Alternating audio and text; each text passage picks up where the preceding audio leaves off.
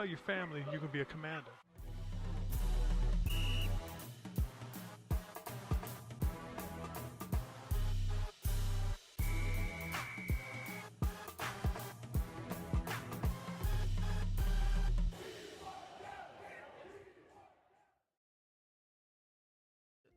What's good? What's good? What's good? What's happening, everybody? What's good? What's good? What's good? How's everybody feeling? I know that game sucked, but hey, man, this is the show to vent about it, man. We're gonna try to run this till we'll see how this goes. Maybe like 6:45, 7, depending on how many people call in. Y'all know me, man. I already put all my thoughts and feelings into like an hour and 20-minute video breaking down everything, how I felt, every position group, all of that. This show is for y'all. Now, if you want to pull up and ask any questions, cool, but you know, I'll answer those. But again, I put all of my heart, thoughts, opinions, everything into that hour and 20-minute video. Just to go ahead and let y'all know now, I plan on doing a mock draft. I'm like, it's just, I was already planning on doing it before that Giants game happened, but now it's like definitely got to. So that's probably going to be tomorrow. I know the trade deadline's coming up. I'm planning on doing a video on whether or not we should be buyers or sellers. And if we are buyers, with some players that can help us potentially go to the playoffs, even as bad as we've been. Or is it time to just blow the whole thing up, fire everybody, and let's be sellers? And what players we should trade away, especially some of the veterans that wouldn't want to be a part of a rebuild, and we could potentially get some draft picks for in return. So I'm working on a video like that. So be on the lookout for a mock draft and a trade deadline type of video situation. So yeah, man, make sure y'all stay tuned. Again, we got the phone lines open, so make sure y'all call in for whatever you want to talk about. Everybody has like a 3-minute timer, as y'all already know. But first of all, we got Ashley in the building first. What's good, Ashley? Welcome to the channel. I don't know if I'm ready for this season. Feels so hopeless. Yeah, that loss against the Giants and the Bears felt way different. Felt definitely different from the Eagles loss, where it should have been a win. What's good, Envision? Welcome back per usual. You know what I'm saying? Yeah, no, that's a good point too. Like, I don't really hear. I mean, granted, I've only gone to one game physically. That was the Falcons game that we won. I don't really notice or hear them say such and such is an eligible receiver down the field. That's interesting. What's good, Johnny Boat, man? Appreciate that, man. Make sure y'all like up the stream, man. We got 51 people in here, only 16 likes. Make sure you like the stream. That's free. Liking the stream, subscribing, stiff arming the bell next to the subscription button. All of that is free, man. But if you want to support the channel, because again, YouTube is tripping right now. So if you want to support the channel in any way, the Cash App is $RicoScores, as you see on the screen. Also, the PayPal is WilliamAC94@gmail.com if you want to use that. All of that info is always under every video, every live stream, all of that, man. So I appreciate that. Oh, we're getting some callers in the building. Yes, sir. Let me make sure I say what's up to everybody. We got Nate. What's good? Not the Commanders, unfortunately. What's good, Jefferson? Yes, sir. No more football than the current. Appreciate that. What's good, Thomas? What's good? What's good, man? What's good? What's good? Gabriel, Thomas. What's good, everybody? Jalen, what's happening? Let me go ahead and bring this caller on, no, since he's here.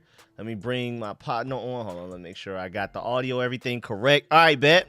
We have an 801 number. Who's this? Hello? I think I clicked the wrong button. I'm sorry. 801, who's this? Sorry. Yes, sir. What's good? What's good, man? Let me make sure I got you saved in. Yeah. Let's talk about this real quick. First off, dog, I just gotta give you props, man. You put on a good show.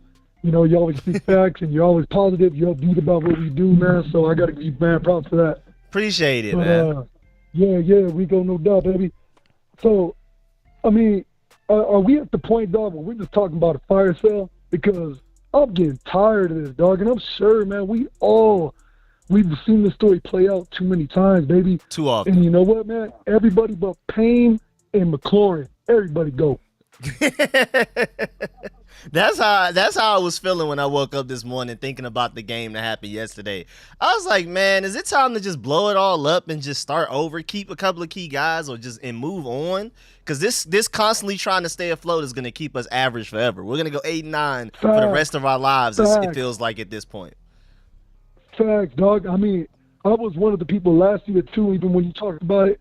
Like, you wanted to, I think you brought it up, too, about moving on from Heineke and whatnot, but when we went on that stretch of those wins, you're like, dog, let's just see what we got and how. And I was holding on to hope, dog, and I've been holding on to hope too damn long. It feel like it, man. I'm right with you. So what's your thoughts on that real quick, Rico? Yeah, man. How you feel about all that?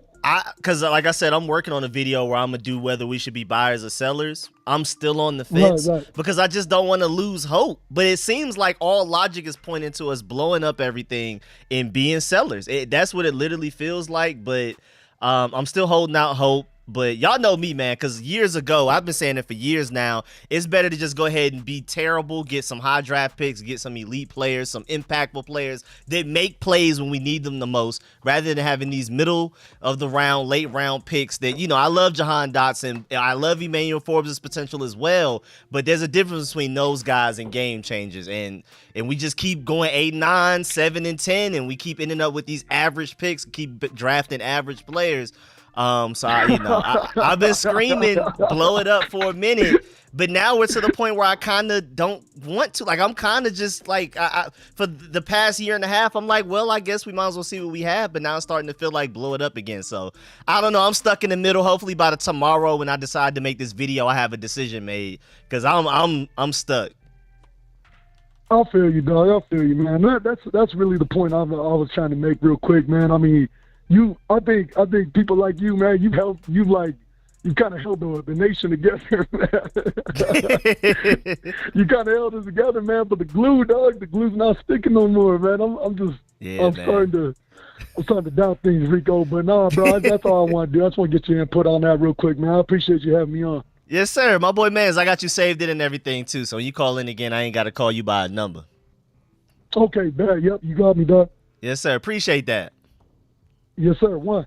Yes, sir. For sure.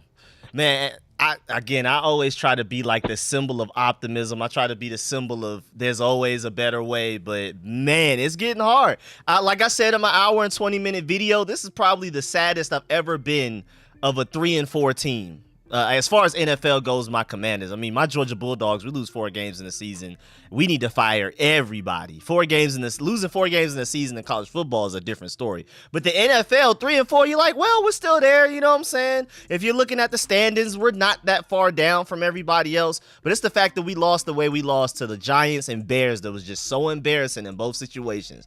That even with as close as that Eagles games was, and John Allen brings up the point, it's not a lack of talent. It's not like we can't match up against anybody.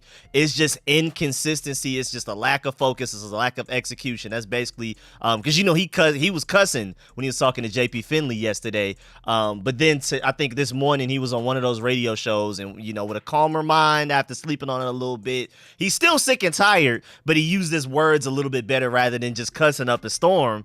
He was basically like, hey, man, it's just the reason we're sick and tired is because we know it's there. We know it's not a lack of talent. We know we just don't completely just suck. We're just extremely inconsistent. There's no way you can play that well against the Eagles, who just embarrassed the Dolphins last night, and then go and look that bad against the Bears and Giants. I mean, I would argue the Eagles and the Falcons are better than the Bears and the Giants. Why do we play so much better against those better teams and so much worse against those worse teams? I mean, it's just like, it's got to be coaching. It's got to be front office. It's got to be something. It can't just be players, because you can't tell me that the Giants just have better players than us. You can't tell me that the Bears just flat out just have a better team than us. So it just, I mean, it's like on one end, you want to just go ahead and just tank for a better pick or something, but even then we get more elite players. I mean, if they're not getting coached right, what does it matter? It's not basketball where you just have Kevin Durant or LeBron, they can just take over a game regardless of who the coach is. Football is so coach dependent.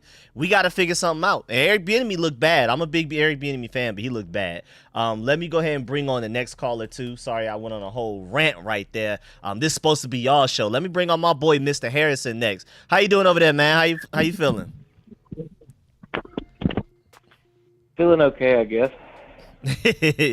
For considering what happened yesterday, you know what I'm saying? Feeling all right. Well, I don't know. I just got pissed off for a second there. I kind of lost my train of thought. But we all of us, man, all of us. I knew it was going to be our offense. You know, on Sunday. I knew it because it's always even though Daniel Jones gets about 100 more yards rushing than he needs to different times, our offense always gets work against the Giants defense. Yeah, literally. Yeah, it just seems like the Giants always eat against us. Whether it's Daniel Jones or not, they just eat against us. I think they've only won 2 games outside of us the past couple of years, but they beat us now 3 times, which is just insane. They beat us more times than they beat any other NFL team combined. It's crazy. Oh, for sure. I don't know if I want to be that guy that comes on and complains about the coordinators every week, but it's like when we play bad teams, when we play good teams, they make those second half adjustments before the game but when they're playing bad teams, they just revert back to the same old dumbass game plan that don't work. With no screens and no rollouts and no slants and no this and no that, and Jack Del Rio trying to do what he thinks he can get away with and can't. And yeah, it's every time we play a bad team, they just revert back to the original game plan. It was suck. And take the foot off the pedal for some odd reason, as if we've done something to deserve that. It's like we could go back to doing what we've been practicing all off season to do. No, you can't, because it sucks. Good point. The original plan wasn't even good. No. But the reason why I go so hard on the coaching staff is I've never seen us on either side of the ball in the past 2 seasons have a good game plan on a side of the ball and look like a bad roster. I've never seen it.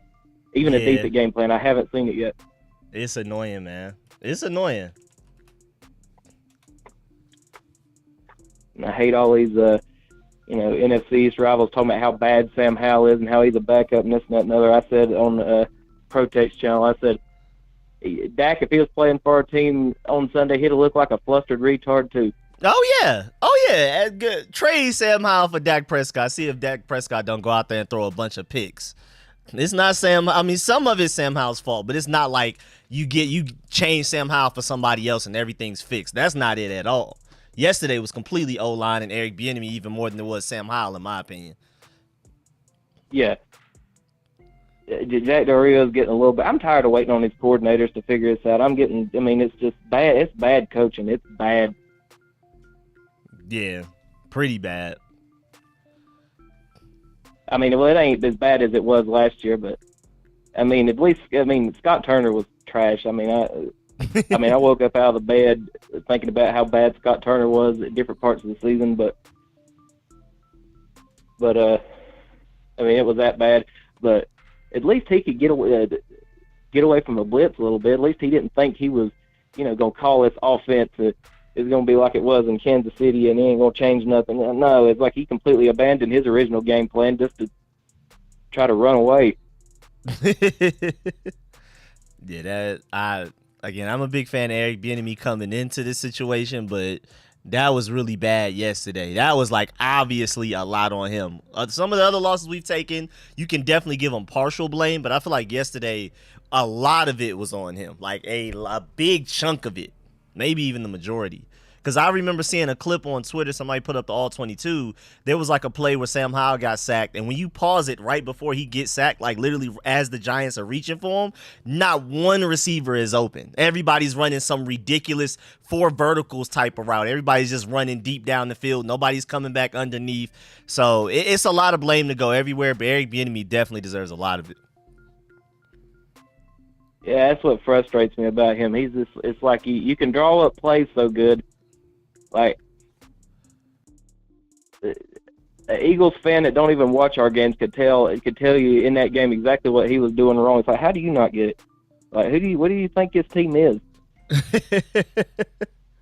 Yeah, I don't understand any of this at all. But, man, I appreciate that, Mr. Harrison. We got a few more callers in line, so we're going to go ahead and start getting to everybody. Appreciate that, my man. Oh, sorry if I went over. Wasn't looking at the timer, but thank you. Are you good? Nice talking to you. Yes, sir. Appreciate that, man. Definitely call back next time when we get a chance. Probably be next week after that game as well. Appreciate that, man. All right. Thank you. Yes, sir. Yes, sir. Have a good evening. Yes, sir. We got my boy Johnny up next. Then we have, I got a Rash. I have a 240 number. We got Otis, and then we got Mr. A. Just to go ahead and give y'all the heads up on the order of everybody. So we got my boy Johnny next. What's good, Johnny? Oh, what's going on, Rico? What's happening? How you feeling? Considering all things considered. Honest, like I'm so like I don't know, just disappointed. Yeah. Like I'm hyped to watch the game. I think there's gonna be some big plays happening. I sat Joshua Downs yesterday for Jahan Dotson in my fantasy league, and thinking he was gonna have a good game. I did too. I played Jahan terrible. Dotson. I thought it would be his breakout game as well. I'm right Everybody with was you. talking about how he wasn't targeted, so I was like, oh, they'll probably get him some targets. Yep. But it's like, there's one point I've made last week, and I want to make it again, that literally I think Eric Bieniemy's offense is copy and pasted from the Chiefs. So all the defenses kind of got a game plan already. They look at the formation and they're like, oh, we've seen this last time we played the Chiefs. We've seen this last time. You know what I'm saying? So we're like kind of playing from behind already. Yeah. And I'm really surprised about Jahan dropping these balls. He had the best hands on the team last year. Yeah, I don't know what happened. I have no idea what happened there. I remember when he said he was coming in, he would like catch like 100 or 200 balls a day. I don't know if he just got rid of doing that, or I seen him messing with his gloves yesterday. Maybe his gloves are too big. I don't know. But we were 1-4 last year. We were 1-4. We won first game, lost 4 straight. Then we won one and lost another one. So we were like, what, 2-4, 2-5 at that time. And then we went on a little run. So I guess we all can still be hopeful, I guess. Yeah. Statistically. I mean, I know it's really disappointing, but like, it's just like, you know, your team could be so good, and then you get there and then they just stink it up. It's just like, you're just like pissed. Yeah, that's Jonathan Allen right there. That's why he was cussing at JP Finley. Yeah, it was terrible. I was just like, just distraught and disappointed. And Jack's defensive scheme is just, you know, keep everything in front of you. Yeah, passive. But then, so then he's like, you know, then they get an 8-yard play, 6-yard play, 8-yard play, and then next thing you know, then somebody misses a tackle, and it's, you know, touchdown. Yep. And that's not how you should play. Keep everything in front of you until they score. And how it's like, I don't understand. They trying to do that bend but don't break. Let them go from the 20 to 20 easily, and then once we get into that red zone, hopefully make a stop or something. That's the whole strategy. That's what it feels like. And that's a trash strategy.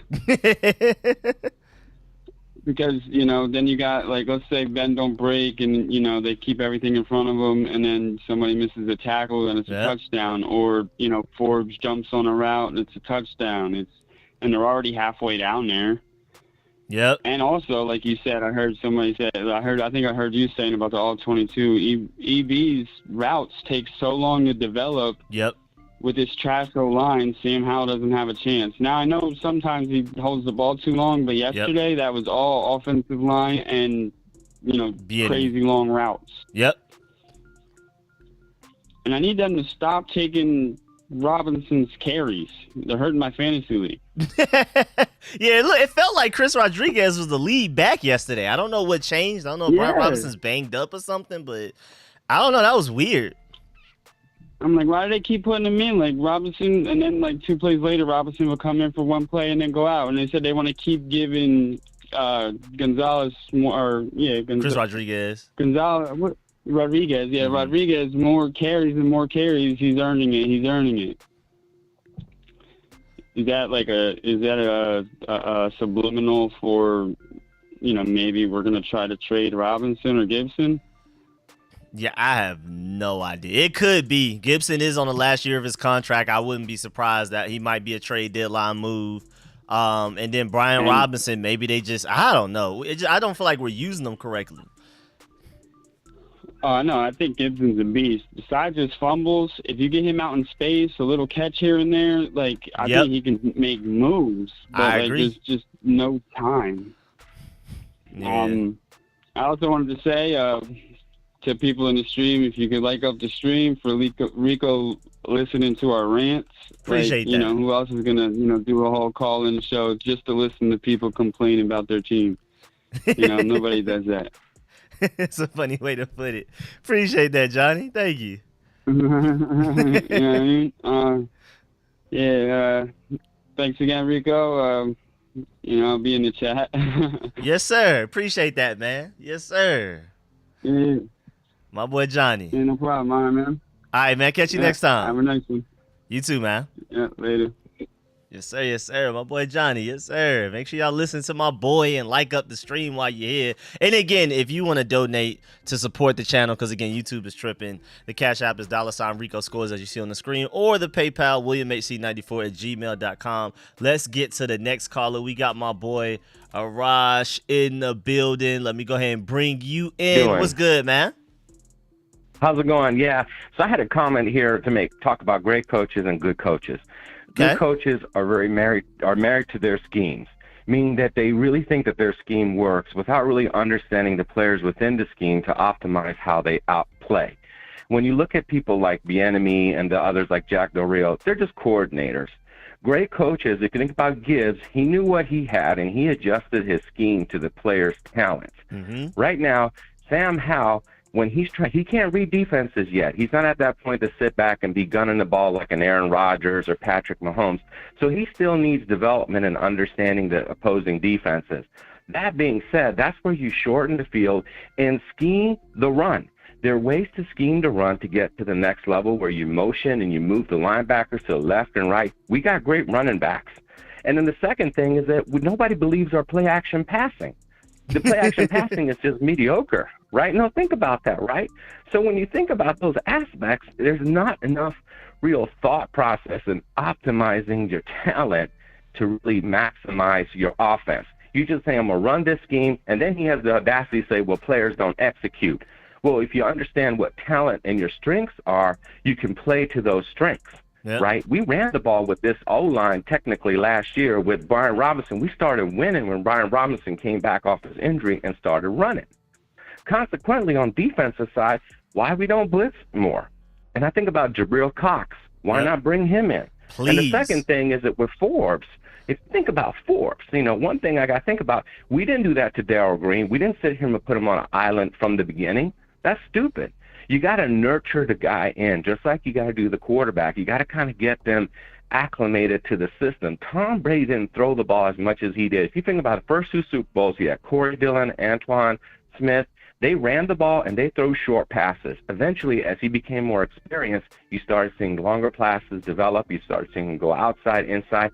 Yep. You got to think that way. You can't just sit there and shove a system down somebody's throat and say, you got to execute your professional football player, this, and this, when you don't understand who you have. And then when you get down to the red zone, why are you throwing up like a 50-50 ball, for example, to, a little man like number one out there, like Jahan Dotson? Throw the 50-50s like to the tall guys, right, to the big. You see what I mean? Then it comes physics and people like Terry McLaurin who got leverage.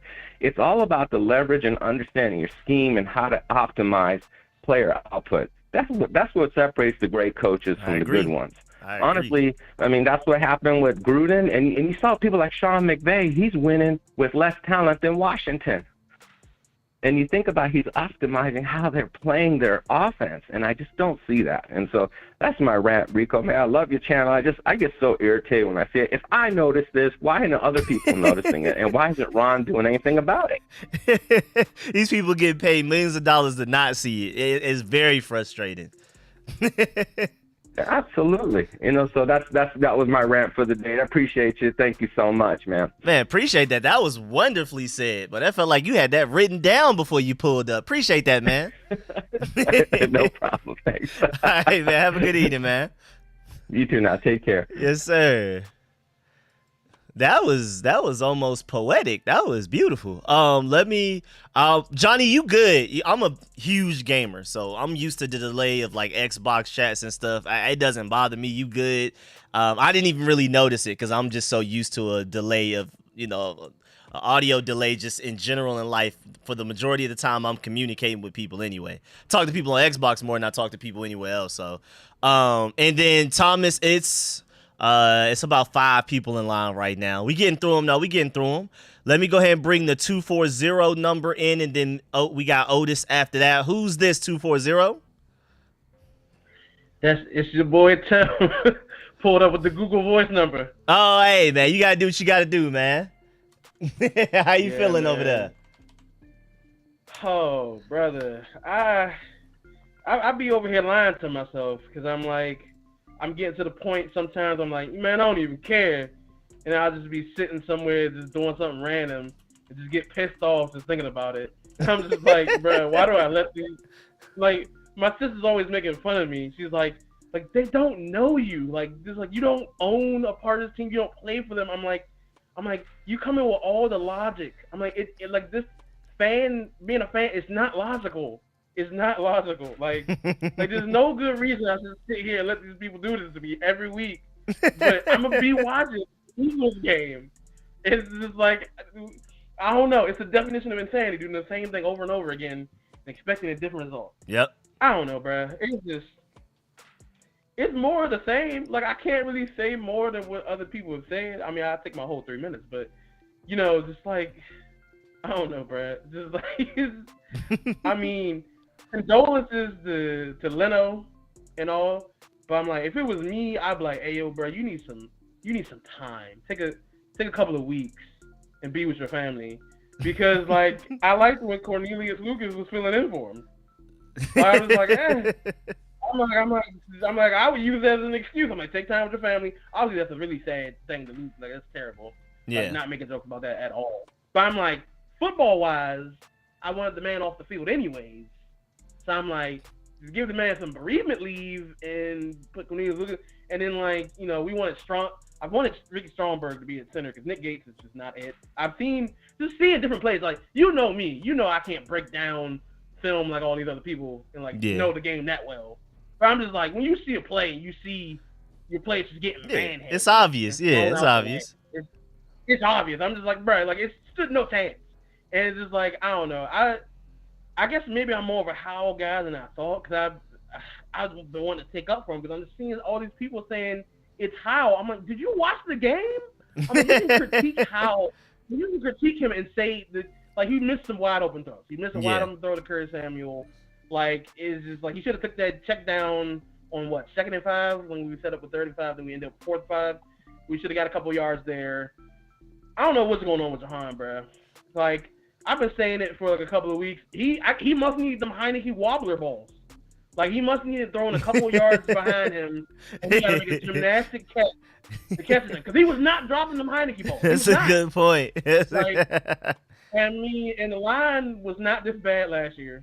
I would probably complain about the line last year, but it was not this bad. I would take last year's line over this line any day. I'd take the 2021 line. I thought that was a terrible line. That was a great line. We were playing the Bucks the year after their Super Bowl. Well, was that the year after their Super Bowl, the year of the Super Bowl? I think the year after. And, like, that 10-minute sustained drive, I don't know, bro. Like, Evie clearly hates the run in game. Like, that's just my opinion. He clearly hates the running game. Like, I don't know. I think we passed 42 to 19 runs. I think the exact number was. I don't know, bro. He must be giving Jahan, like, the Aaron Rodgers treatment. Like, all them drops, like, nah, we ain't going back to you, homie. You drop the ball once, we're not going back to you. I mean, I like Chris Rodriguez every now and then, but, like, I don't know. It's just like, you just see it sometimes. You see, like, with 2 straight plays of running, and it was, like, 3rd and 1. And I'm like, okay, this is working. We're going to keep running, right? And I think on 3rd and 1, they threw it. They tried to throw it. And then, like, this line is trash. And it was a 10-yard sack. And you're 3rd 11. I'm like, oh, my God. This can't be happening. Like, I don't know, bro. I know my time is up, but it's just, oh, my God. I'm going to finish it with this. I wish I could say that I had faith that we'll get another Eagles game like the one we played. But there's nothing between the Bears game and this game that tells me even a little bit that it's just like I can't even believe that was us that played the Eagles. Yeah, it don't even feel like it. Every other game just makes it seem like that's not them. I'm just like, I'm like, you see that? I'm like, this is how you should play all the time. And I'm just like, I don't know. But even the Falcons game, I'm like, okay. When I seen Danny Johnson out there, Khalil Hudson, and Hill getting sacked, I'm like, all right, this is clearly the defensive lineup for next week. And I mean, I know Khalil Hudson was out there, and like Quan got hurt, and then, gosh, David Mayo, my gosh. I know he had sacks. Boy. Well, I'm not with it, bro. I'm not with it at all. I don't think, does Saquon have a really big game? I don't think he really had a really big game. I have to go back and look at like the numbers. But I don't think he's 77 yards, 21 carries. So yeah, not a great game, not a great one. Better than who we had. The Bijan treatment. If we shut down Bijan. Yeah, Bijan only had 23. Like, you can do that. I think Bijan's a better runner. I ain't gonna lie. But I mean, some people probably. I don't know. You know me. But yeah, I'm gonna let it go. My hope is that the next time we speak, like they have a good game. Well, I didn't even say they win. I want them to win, but I'm like, it's getting to the point where I'm just like, it's how we win. To hope for. Yeah, it's how we win, how we lose, almost more than the actual result at this point. Exactly. I'm sharing, bro. Like people would call that like, oh, that's loser talk. Like I'm over here cherishing that overtime loss to the Eagles, and I'm just like, bro, that's as good as this looks. Like, what else do I have to hold on to? Like, we have 3 wins, and like the league is just not. There are a lot of teams just not good this year. Obviously, yeah. There's a buttload of 2 and whatever teams. Yep.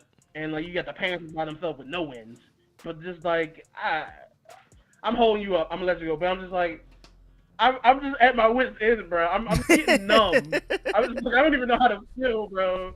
Like this makes me wrecking my emotions. You preaching to the choir, man. Football, but like it's doing my head in, Rico. It is. You preaching to the choir, man. I appreciate that, Timothy, man. All right, man. Yes, sir. I got you saved in on this number too. Appreciate that, man. All right, cool. Appreciate it. Yes, sir. Yes, sir. My boy Timothy, always funny, always entertaining, man. Let me bring my boy Otis in next. How you doing over there, Otis? What's going on, Rico, man? Yes, sir. Otis from Atlanta, UGA fan as well, man. How you feeling?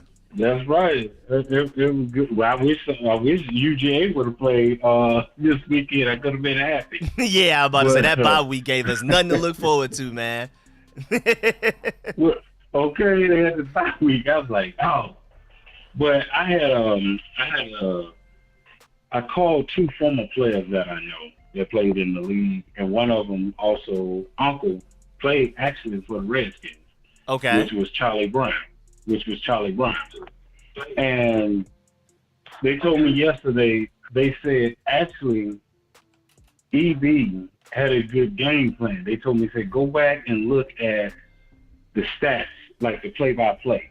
Uh-huh. So I went back and looked at the play-by-play, and what the problem is with the offensive line, because it's the offensive line, is that on first downs, we don't win. So, like, you know how everybody says, we need to run the ball more. What happens is you got 1st and 10, boom, you get 1 yard. But so we were 2nd and 9 like 5 times yesterday. Yeah. So what ends up happening is you're not getting any yardage. So EB says, okay, we got to throw the ball. Then turns around, what happens? Sam Howell gets sacked. So now it's like 3rd and 15, 3rd and 17. Now here's Rico, what nobody's talking about. You know why that's the reason why those routes are long routes. I heard all the callers say, all these long developing plays, because what they're trying to do, they're trying to draw plays to pick up 3rd and 15, 3rd and 20. Instead of saying, hey man, let's just try to get, quick 10 yards, punt the ball, field position, right? They're trying to pick up 3rd and 15, 3rd and 20, and what's happening to Sam again? Boom, he's sacked. Next thing you know, we're punting the ball from our own goal line or end zone, and we're giving the other team great field position. So what the problem is because the offensive line, these guys are whiffing. You know, it could be, Rico, you watch the game. He don't know where he gonna get hit from. It could be the left tackle, any given right play. tackle. It's not one particular weakness.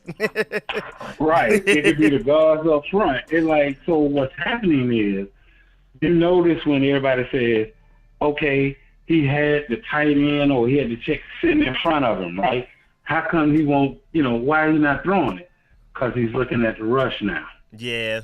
He ain't looking downfield. He's looking at the rush now. And so until they fix the offensive line, like everybody talk about the Philly game, even though the Philly game, he got sacked a lot as well, they held up better, so he was able to get the ball off. This game here with the Giants, he couldn't do nothing. He couldn't get nothing. He couldn't get nothing going. And people say, well, roll out. You can't keep rolling the quarterback out left or right the whole game. You can't do it. Yeah, not all game. So think about it, Rico, because guess what you're going to do if you keep rolling left or right? Where you think the blitz going to come? It's going to come off the edge, and as soon as you roll left or right, guess what? You're running right into the blitz. Yeah. So the those guys, I'm talking about the offensive linemen, they got to do their job and block for him. If we can get the offensive line fixed, which I don't think that's going to happen this year, but I'm saying if you got the offensive line fixed, he can have more time. And hold on, one quick thing for other thing before I let you go too. Everybody says, where's the quick game? Remember, everybody keeps asking you to get rid of the ball quick. Yeah. That's what they were trying to do against Buffalo, the quick game. Now, how many interceptions did he throw that game? Because they were sitting on the routes. You can't keep doing the quick game because they're blitzing and they're sitting on the route, so you get those pick six. Remember, he did throw a pick six in that Buffalo game. Yep.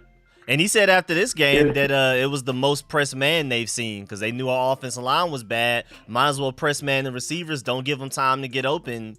Nothing's open.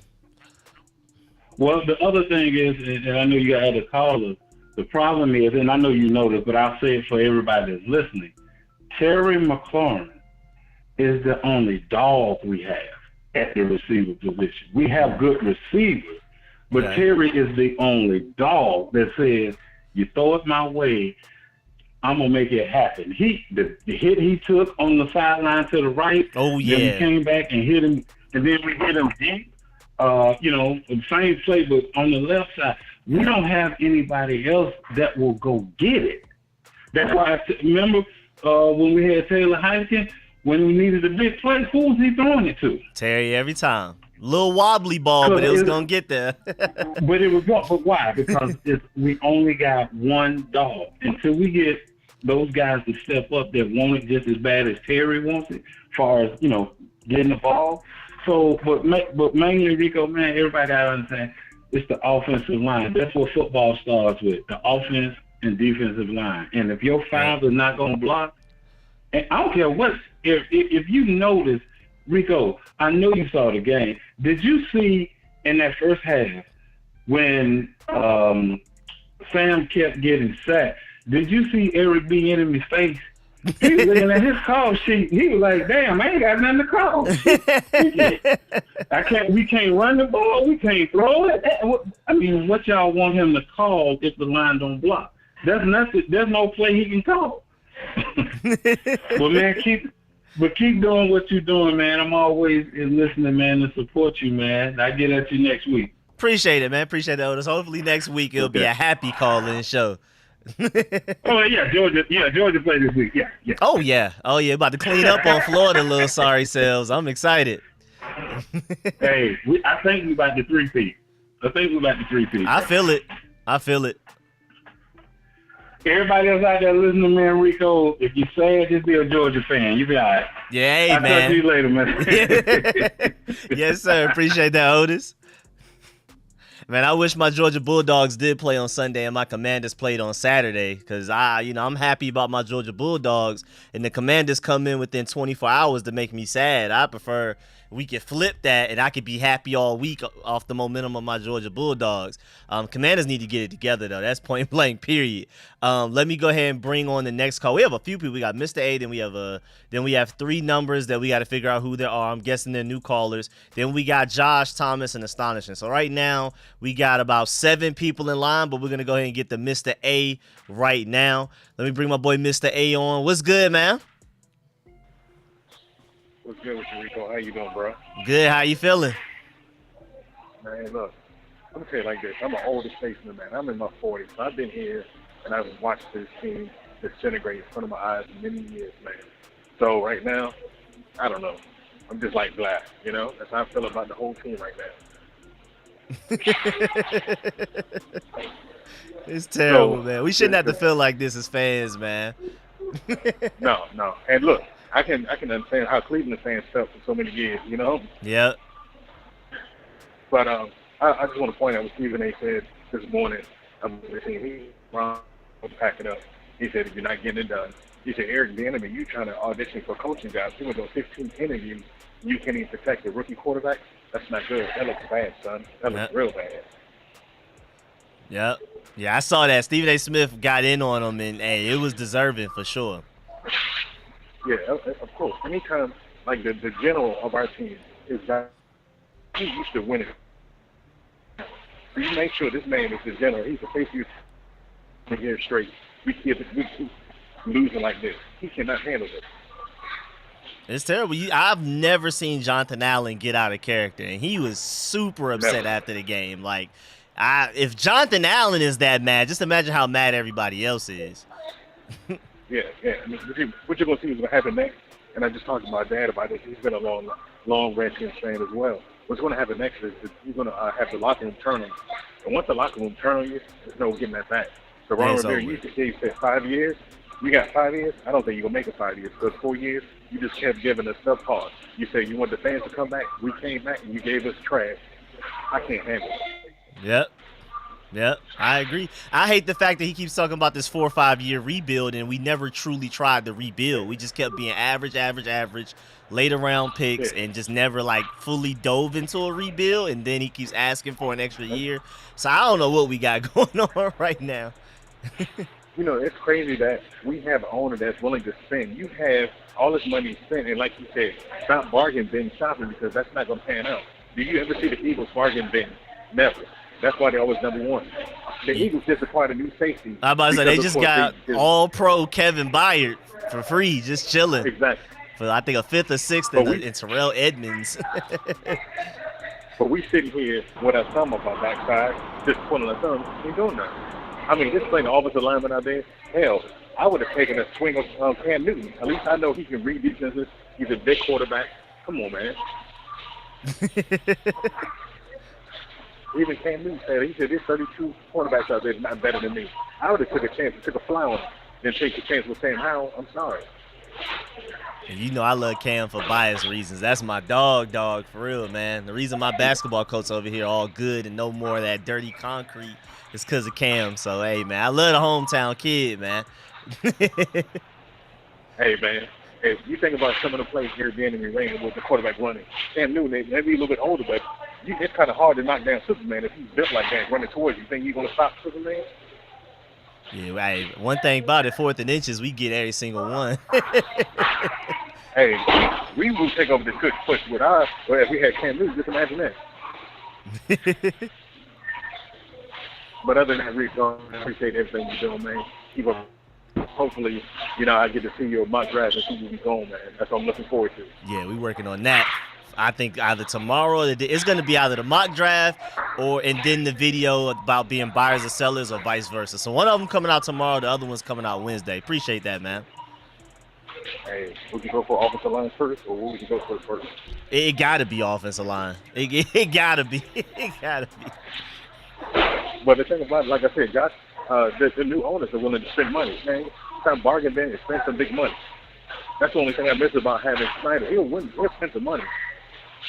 Yeah. I'm excited because Josh Harris does everything he can to keep the Sixers afloat and everything. Right now, he's just struggling with Harden's attitude, but he is willing to spend whatever money it takes. Yeah, somebody actually pointed that out because if you think about it, he'll spend top dollar for a head coach. What do you think he'll do for our coach if we need to look for a new coach? He'll spend some money. Yep. He's not cheap. So, no. So if it was me, let's lose all our games and go ahead and see what the rebuild gonna look like. Yeah, man. It's starting to feel like it's getting to that point. But appreciate that, Mr. A. Appreciate that big time, my boy. Hey, thank you for taking my call, bro. Yes, sir, man. Thank you for calling in. Yes, sir. Yes, sir. Yes, sir. Have a good evening, my boy. Let me see. It got stacked up in that last call. Like 4 or 5 people joined in. We got about like 10 people in line. We got the next caller in. We have a 727 number. Who's this? Oh, I forgot to unmute it. My fault. I'm tripping. 727, who's this? Sorry. Rico, this is Troy. All right, what's good? What's good? Let me save you. Let me save it. Yes, sir. My boy Troy in the building. How you feeling? You forgot me, didn't you? Nah, you good. You good. I got you. I guess it's a different number or something because I definitely don't have you saved in. I used to donate to you all the time, remember? Yeah, I remember. Yeah. I was going to say, now, do you know how many sacks total Sam Howell has? I think we're at 40 now. 40? 40. Yep, exactly, 40. That's embarrassing. It's terrible. Does that mean that the offensive line is bad, or are these guys just overpowering us? I think it's a mix of everything. I think sometimes it could be Eric Bieniemy, like some of the routes developing too long. I think it's also the receivers not separating quickly enough. I think the offensive line is the majority of it, but then also you've had a couple of games where Sam Howell will hold on to the ball too long. But against the Giants, that was pure O-line. That was O-line, the vast majority of it. And then you could divvy up the rest between Sam Howell, Eric Bieniemy, whatever. I think it was straight up O-line. I mean, Nick Gates got beat within 2 seconds immediately several times. I think Sam Howell finished with a slightly over 2 seconds average throwing time per throw. He only had 2 seconds before he had to throw, get sacked all game. That's ridiculous. And another thing is Sam Howell holds the ball too long. Yeah. I mean, it should be out of his hands by the time he steps back. It should be gone. Yeah. And if you notice, we haven't, since we've played the 6 games already, we have not gone deep to Terry McLaurin. I mean, Terry is fast. I mean, take a shot down the field. See if you can hit him down the field deep. I mean, how many times have you seen him hit Terry deep? At the very least, attempt it. I'm pretty sure we can count it on one hand, and I'm pretty sure it doesn't even take up the whole hand. I mean, I don't understand why we don't try that. I mean, everybody else is throwing long bombs and beating our defense. Why can't we do it? Yeah, it's really the offense. It starts with the offensive line because I think it would just take too long for people to get down the field. Offensive line won't even block long enough for us to even attempt it. And you notice that on the 1 and 6 teams or the 1 and 5 teams or whatever, we always play horrible. But we can play good when we play Philadelphia and play Dallas. But when it comes time to like the Chicago Bears and the Giants, we play crappy. Yep. I hate it. We play to the level of our competition for some crazy reason. That's why Jonathan Allen's mad. I would. Do you blame him? No, I'm just as mad with him. Yeah, exactly. And see, the thing is that all the Redskins fans and Commanders fans are all like, oh, well, we can beat this team. We can beat this team because they're 1 and 6. Yeah, okay. Well, we got to play well. Yep. Very true. Very true. We walk into games assuming we won. And we've shown we can't do that. We not allowed to do that. Not us. That's why on one of the sports channels they're like, oh, well, you know that the Commanders are the same team they used to be, and they'll always will be the same thing. So nothing has changed since we've had Joe Gibbs, since we had the Gruden brothers or whatever. Nothing has changed. Nothing. Yeah, it's bad. It's bad. I mean, it's pretty much been my whole life because, again, I wasn't allowed to see any of the Super Bowls, so pretty much I was born into all of this. It's been the same thing my whole life. Yeah. And people, all the Dallas Cowboy fans, You know, they make fun of us, and everybody makes fun of us, but we have not yet showed everybody what we can do, because we can't. I mean, if we keep doing the same thing over and over and over every year, I mean, we're not going to have respect from nobody. Yep. I agree. Yep. All right, Rico, I'll let you go, man, because I know you got other people waiting, man. It's good to hear from you. Yes, sir. Appreciate it, Troy. My boy Troy always supports the channel, man. Appreciate you calling in. Yep. All right, buddy. Yes, sir. See ya. Yes, sir. My boy Troy. All right, next up we have a 310. We have like a line of 1, 2, 3, 4, 5, 6, 7, 8. We have 9 people in line. We're about to go ahead and bring in the next person. Every time we get to one caller, and then 2 or 3 more people call in while that caller is going on and stuff too. So it's a line. It's a serious line today, man. Y'all not playing. I feel it though. Let me bring the 301 number on. Who's this? That used to be my old area code when I was born in Maryland. Yo. What's good? What's up, Rico? Yes, sir. Who's this? I want to Tim. make sure I save you in. This is Tim Tim? Let me say my boy from Tim. Tim Sports Talk. Oh, wait. Really? Okay. Yeah, that's how. Wow. It don't even sound like you. That's crazy right now. What's good, man? Welcome. Make sure y'all subscribe to my boy Tim Sports Talk. Y'all always see him on YouTube. Follow him on Twitter. Everything, man. That's my boy right there. What's up, buddy? Yes, sir. What's Otis good? sucks, man. I don't like his call. He took all my thunder. He kept blaming the O-line, which is 100% true. There was one play, Eric Bieniemy called Max Protect. Unbelievable, dude. This little car alarm has not gone off the whole time I've been sitting here, and as soon as you unmute me, I hope you can't hear that. It's so far behind, you're good. I think you're good. Anyway, sorry about that. Anyway, so there was one play, Eric Bieniemy called 7 blockers in, and 5 rushers came, and yet 3 dudes are hitting Sam Howell at one time. I haven't seen that. That's crazy. I literally rewound it, and I'm like, oh, there's no way. No way we keep 7 blockers in, and 3 dudes are hitting Sam at the exact same time. So we have a dude in his 8th start in his career, and we're expecting it. Somebody said, look at the Rams are doing with less talent. They have a 37-year-old Matt Stafford. We're expecting Sam Howell to be Matt Stafford, a Super Bowl winning quarterback now in his 8th start. Okay? Tom Brady stunk in his last season in New England because he had no O-line. Everybody's talking about, oh, he fell off. Then he went to the Tampa Bay Bucs. Yep. They had a much better offensive line, and they win a Super Bowl. Yep. Patrick Mahomes, as soon as all his offensive linemen go, they scored 9 points in the Super Bowl. Yep. I was just about to say that. Yep. Pat Mahomes lost the Super Bowl to those Buccaneers because of his O-line. Yep. Yeah, exactly. Like it's unbelievable of the amount of people that think that Sam Howell in his 8th start is expected to be able to read a defense and have a quick game that enough to beat the blitz the entire game.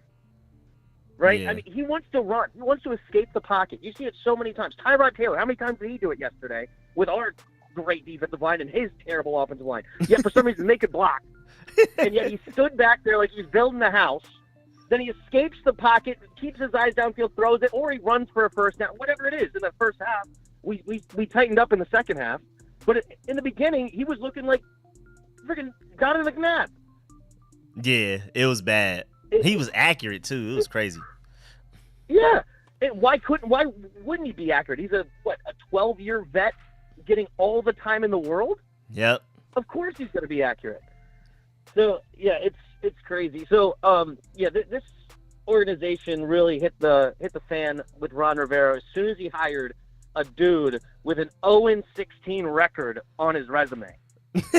That's the caliber of GM that we bring in, an 0-16 GM, and he follows it up with a 2-14 performance. Yep. Like, I don't understand how Martin Mayhew still has a job in the league. And yet, it's unbelievable. And he only hits on first-round picks if they're in the top 5.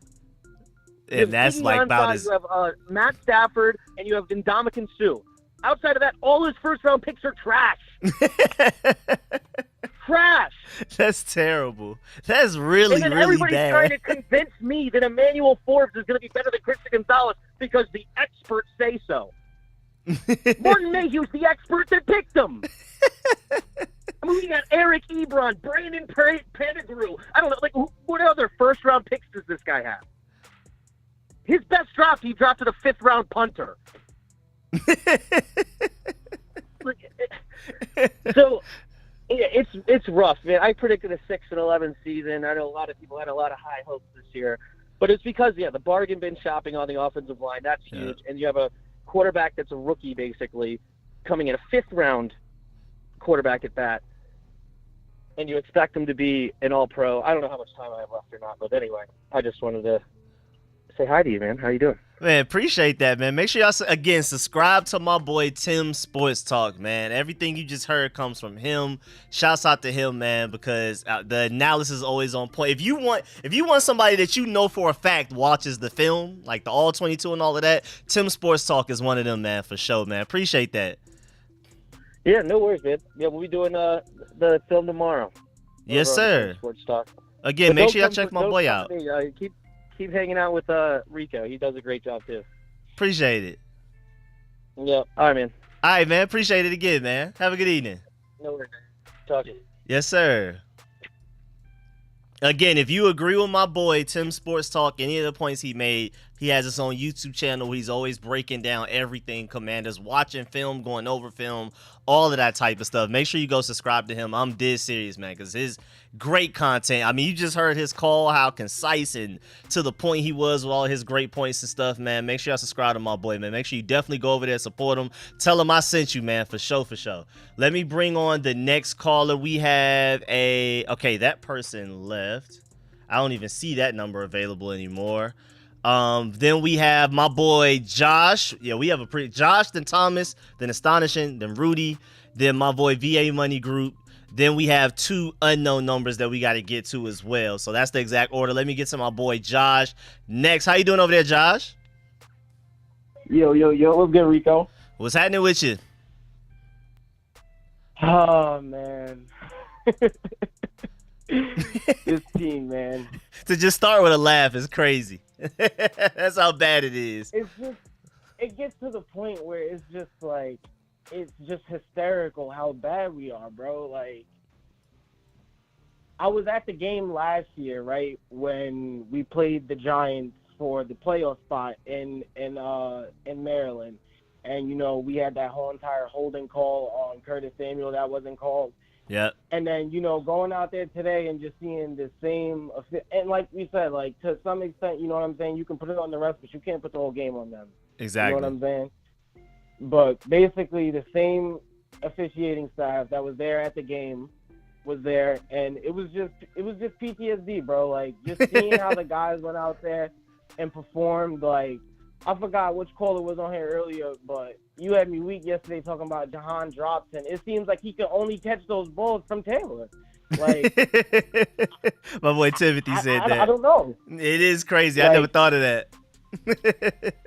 Like, I try to give him some leeway because it's like, you know what I'm saying? Like, most people sitting over there it's like, yeah, Sam is not a rookie. He did, you know what I'm saying? He was on the team last year. He played in one game. He sat and watched majority, but you know what I'm saying? As far as action, like, you know what I'm saying? Like, this is his first real year looking at NFL defenses. Yep. So it's like, it gets to the point where it's just like, you got to give him help. You can't put everything on him. So, like I said, man, like, it's just a clown show with Ron Rivera and EB. And like I said, it's really more on Ron than EB at this point because EB's coming into this new system and he's trying to put everything together. Like, we all knew coming out of the summer what was going to be the reality that we were going to be facing coming into this season. We said we had good receivers, we had dogs, we knew what we had in our defense.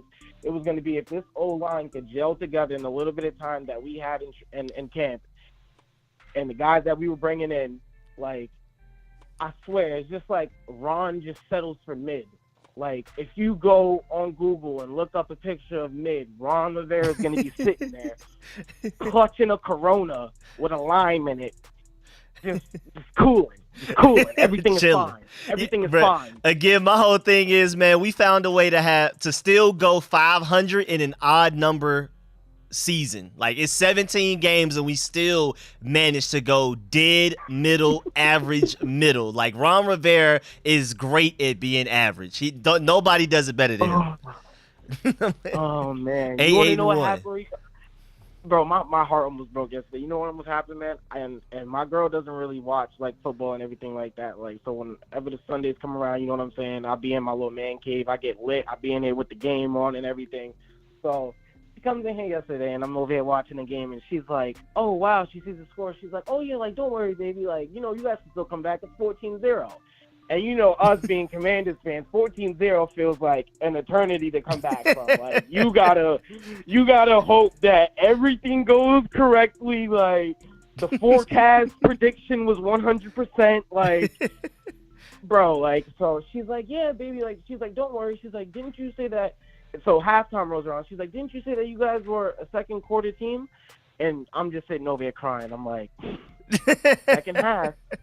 second half team, and at this point it just gets dragged out. Like that shit just gets old real quick. I'm not even gonna lie to you. Being known as a team that's a second half team, man, is just like no playoff teams are second half teams. There's no such thing. You can't be both. Like you got to pick a hill to die on with this team, man. And it's like every single year I come back. I'm like it's the loyalty. Like it's like, but I'm not even from. It's like I'm not from Maryland. I'm not from there. I'm from New York and everything. You know what I'm saying? But it's like I still have like that loyalty to the team just because I've been a fan for so long. And I just feel like turning around at this point and just being like I'm not a fan is just some like it's not in me. It's not in me. So like, just get a good college football team to lean on Saturdays to help your Sundays. Yeah, man, it's something, man. Like gotta something. be something. Like I'm gonna have to get like the blood. NBA coming back. NBA. Yeah, NBA. Yeah, man. You know what I'm saying? Like, oh man, bro. But it's just like at this point, something's got to give. Like something got to shake in this season or at the end of the season. Like we all know Ronald's not going to be here. Everybody is on this real fire everybody type time. Like you said, I heard you yesterday say like I'm not even really that type of guy where it's really just like fire everybody. Because I really don't want to put all the blame on EB, but you talking about people like Martin Mayhew, Ron, like yeah, like these they gotta go. They gotta go. They just keep putting Band-Aids on injuries. Like instead of fixing it, we just put a little Band-Aid over it and hope that nothing bad happens. We gave up our best O-lineman for Carson Wentz. Like I just don't understand. Like we get Eric Flowers, like and nobody has still signed him yet. Outside chilling, out there just chilling.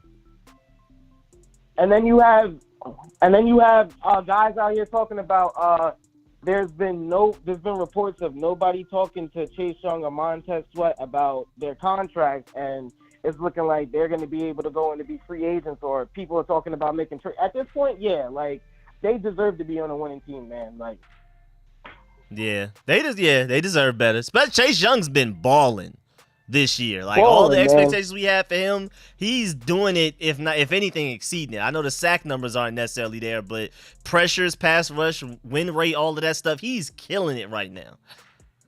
Yeah, man, even if we could just like, you know what I'm saying, like give one of them up, keep the other one, you know what I'm saying, try and get some draft capital or even try and get something back in return, an offensive lineman, something, man. We got to make something happen. I know we're not going to make it all happen this year, but going into next year and, you know what I'm saying, starting the mock draft just seems like the best hope that we got at this point. But I'm not going to hold you up, man.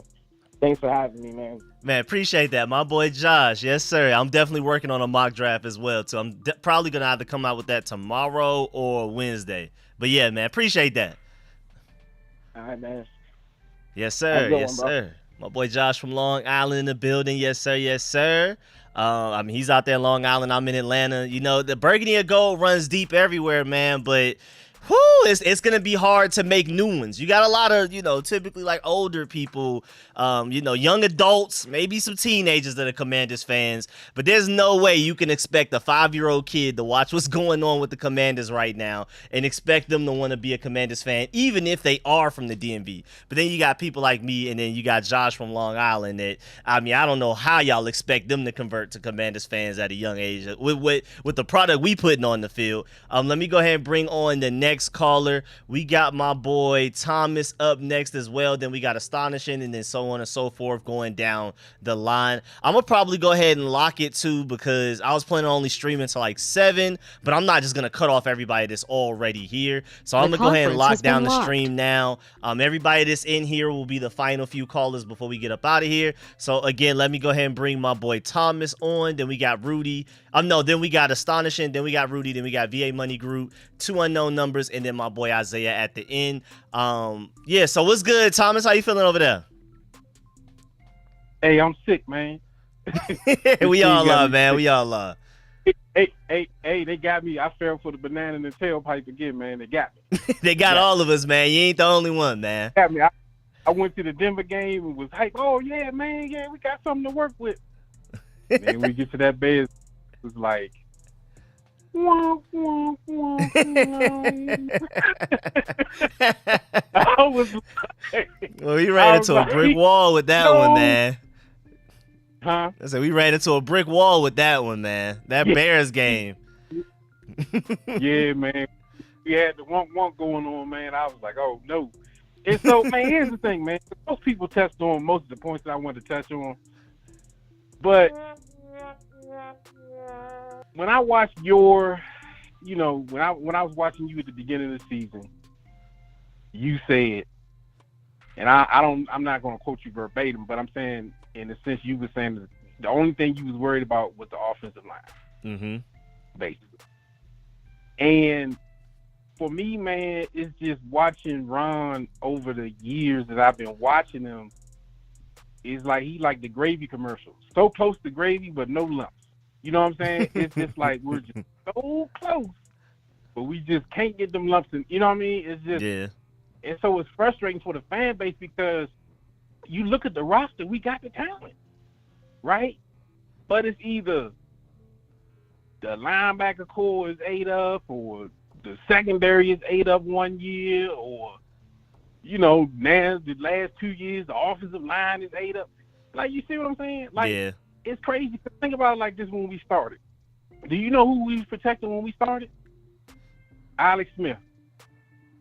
Could you imagine if Alex Smith had a line like that right now? Oh, yeah, they would have took him out. That man have another surgery, man. Yeah, I mean, you know what I'm saying? Like, how did that line go from being able to protect somebody like Alex Smith, who is literally on one leg, and then 4 years later, we watch the game, and I don't know if we watching roll bounce, if they skating or what they doing, because the whole game, it looked like they had on skates, man. Bad. Especially Nick Gates. Revenge game. I was like, and then you know what make it so bad, man? I got in the car, right? I had to go get some food after the game. And, so they lost and everything, man. You know what song came on the radio, man? It's a song by Teddy Pendergrass. I think I better let her go. Just another love, TKO. I said, man, TKO. Yeah, man. Out of all the songs that's gonna start up as soon as the game is over, this the song that come on. So I was like, man. But yeah, man. Basically, back to the drawing board. I know the fans don't want to hear it, man, but yeah, it's back to the drawing board. EB and Sam Howell, I don't really think. I can't put all the blame on EB because he came in here to this. You see what I'm saying? Yeah. So it wasn't so much he could pick during the off season with the amount of money that we had, or whatever the case may be. And Ron doesn't like to go and pay big money for free agents. He just don't like to, and that's why I kind of feel like sometimes he hustling backwards. Ron is not going to shop at the premier store. You know what I mean? Like, never. He's not going to go to Macy's or, you know what I'm saying, Nordstrom. Now, he ain't going to go to that. He going to go to TJ Maxx. Oh, yeah, he buy two, get one free for sure.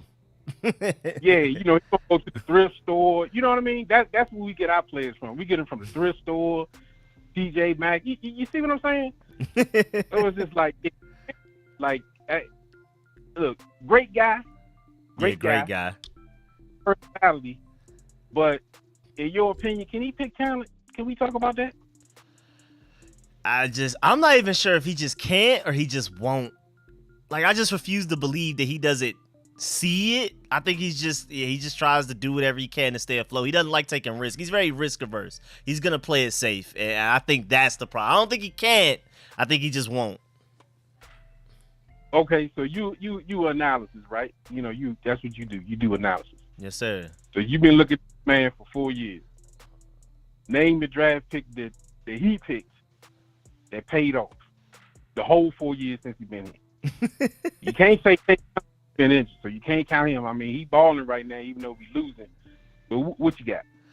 It's a whole bunch of they getting theirs. It's a whole bunch of they getting theirs. It's a whole bunch of close to gravy but no lump. Yeah, it's a whole bunch of, because I like Samuel Cosme. We'll see. You know what I'm saying? Javen Davis is learning, even though he gave up a touchdown against against Darren Waller. His zone. Nothing's perfect though. We don't have any just game changers, game playmakers that could just take over a game. That's the annoying part. Like, Myles Garrett literally carried the Browns yesterday, along with the refs a little bit. He had like a fumble that led to a touchdown. He blocked a field goal. We just don't have somebody like that. Okay, well, ask yourself this question. How does the 49ers just take Brock Purdy and make him look like Tom Brady? I don't know, man. It's something we're doing wrong. They got this man in the 7th round, and we got somebody in the 5th round, and they making this man look worse than Daniel Jones, man. We got 40 sacks. I feel sorry for Sam Howell every time he drops back, man. Every time. Yeah, man, but I've been on too long, man. You got like a rack of callers on here, man. I thank you for listening to my vent. Hey, Washington Nation, man, we're going to regroup, y'all. We're going to come back, man, and we're gonna rebuild next year, man, and we just going to, hope for the best, man. Hey, man, I hope so too, man. Appreciate that, Thomas. All right, that's what's up. Yes, sir, man. Have a good evening. Yes, sir. Yes, sir. We got my boy. I saw my boy Fletch try to call in. Let me see if you wanted to try to sneak in here real quick. Let me know. Try to see if you can sneak in real quick, because I saw him trying to call in. Let me go ahead and bring my boy Astonishing on next. Oh, I see my boy Joseph snuck in too, man. Let me go ahead and add Joseph. And now I saw my boy Flex tried to join in here. Open it up for a little bit, for just like another couple of people to come in here, and then I'm gonna close it back because I really do gotta get up out of here. Let me go ahead and bring my boy Astonishing on next. Y'all see him in the chat as Washington Command Center. Make sure y'all subscribe to him and everything. What's good, my boy? Hey, man. First off, I don't want to dwell on it, but I want to defend Ron and Jack a little bit. Okay. Because we got a ton of talent on this team. Ron has built a good team. Jack Del Rio, we're starting to click like we do every year. This is going to be a top 5 defense by the end of the year, like it always is, barring injury. And I still think if you take away all the Dan Snyder drama, all the crazy COVID, cancer, all that stuff, Ron still has us lined up to be Pete Carroll's Seattle. We just got to hang tough. And that's why in this offseason, I really wanted Darrell Bevell, the guy that developed Russ, the guy that's making magic as the passing game coordinator in Miami. Mm-hmm. But I personally think Dan Snyder might have kind of put his finger on the scale for that big, flashy Eric Bieniemy signing to smooth things over with the sale, maybe squeeze out a couple more $100 million by getting a big name guy in there. And I think that's what's killing us right now. Eric Bieniemy, it just clicked in that game. It's like Eric Bieniemy is what's bringing everything down. His play calling is compounding Sam's natural tendency to take sacks. That's just the way it is. And you can't say anything about the defense. I mean, they held them to 14 points, and 7 of those were off of a short field after interception. Yep. Otherwise, the defense is doing their job. Jonathan Allen has every right in the world to be mad because the defense is doing their job. They couldn't even get a sip of Gatorade before they were back out on the field in the first half because the offense was just giving the ball right back immediately. And it wasn't Sam throwing interceptions. He only threw one. It was bad play calling that went to 3 and outs, maybe 4 and outs once. It was bad play calling that kept the defense on the field. That's why our big playmakers on the defense aren't out there doing the great stuff they can do all game because they know they got to pace themselves. They know that if they want any chance for the team to win, they got to have energy in the fourth quarter to be able to make something happen because they can't depend on their offense to make a play, to put any points on the board when they do get something done. And I think a big part, like everybody's arguing about how much of that offense was Eric Bieniemy and how much of that offense was Andy Reid. And we should have been looking at the fact that it was Pat Mahomes and Travis Kelce, all script playing backyard football. That was the only thing that elevated that offense over Seattle's offense. They're the only thing that makes that any different than any other average mid offense. Travis Kelce, Pat Mahomes, backyard football. That's what did it. They learned that the hard way in the Super Bowl against Tampa Bay when they only put up 3 field goals against a team that Scott Turner and Taylor Heineke put 21 points on in the wild card game. Mm-hmm. So they had to go out and spend a first, third, fourth, sixth on Orlando Brown, a second and a sixth on Creed Humphrey and Trey Smith, $80 million on Joe Tooney, $10 million on Chris Long, Austin Blythe, Mike Renners, yeah. all that just to give Pat Mahomes the time he needs to elevate that Andy Reid, Eric Bieniemy offense. And I think after a season of just riding that to a Super Bowl, Eric Bieniemy came here cocky after he schemed up, a touchdown and a 2-point conversion off of a slick reverse run play, thinking that, I can do this. But he's trying to throw he's expecting the same thing out of Sam Howell in his first year after he brought the worst part of that offensive line here with him that displaced a better right tackle in Sam Cosmi, and it's also taken the spot of a more talented offensive lineman. That's messing everything up. Eric Bieniemy's play calling and the fact that he has to bring Wiley here is killing this offense. And to Sam's credit, he's a playmaker. He's a baller. He's 7th in the NFL at passing yards. He's trying, but Bieniemy's not helping him at all. He's completely ignoring calling all those quick plays that make things easier and set up those big Pat Mahomes, Kelce plays. He's completely ignoring that. And people that argue that the offensive line is all the problem, look at the second half. If you call smart plays, they can move the ball. At the very least, with how good our defense played, we could have stacked up field goals and won that game. Yeah. But he didn't figure it out until halfway through the third quarter or something. It's just Eric Bieniemy is currently the problem. And he just needs to figure it out. Just dumb it down. Just let Sam and Terry and John's having a sophomore slump, but let them do what they do. He came in the door with all this strict, hard-nosed, pay attention to the details stuff, and that was pure snake oil. This guy and Andy have been so successful because of off-script stuff. What are the details to do when, your quarterback runs around behind the line for 5 seconds and your tight end magically gets open? There's no details you can go over for that. So let Terry and Jahan do that. Let Jahan go back to finding the soft spot, running around, and let Terry do the same. That's the only way this offense is going to get any better. Move the offensive line.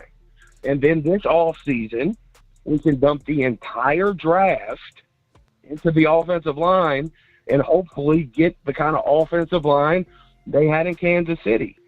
Because people are talking about it being Sam's fault that he's taking sacks, but in his first season, he's not holding the ball as long as Patrick Mahomes has every season of his career. Patrick Mahomes' time to throw is longer than Sam's every year. What is he, 6 years into his career now? It has never been lower than Sam's is right now. It's not just Sam holding the ball. It's bad play calling and him dialing up those long developing, get it all at once plays when he can make it easier by making it quicker. Yeah. And then set up those big plays. But we got a dude in Sam. Sam's a guy. Like, 7th in the league passing yards with this is great. With what we got going on, it's great. If we can make the offensive line better, even better. I mean, I just think it's all on the enemy right now. And nobody's saying it. Like, if you went to the post-game Washington Commanders stream, everybody's just fire Ron, fire Jack, fire Ron, fire Jack. Not a word about the enemy. And that just shows me how little, like, the average football fan knows. There's, like, not one word about the offense when it was clear that everybody in the world knows what Wink Martindale does. What you did to stop him in the second half would have worked all game. But you didn't do it until the second half. You needed 2 more quarters to know that Wink Martindale was going to blitz you? You shouldn't have a job in the NFL then, because that's all he does. Yeah. It just makes me so mad. But I still have complete faith in this team. Like, if the enemy can just get a little better with that, just help Sam out just a little bit, I still think we can hit that 10-win mark. Like, I really do.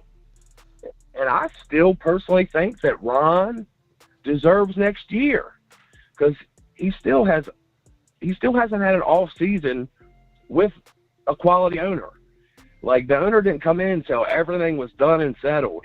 And Ron not doing the Dan Snyder thing and buying big flashy free agents is not a problem, because he's done a good job building through the draft.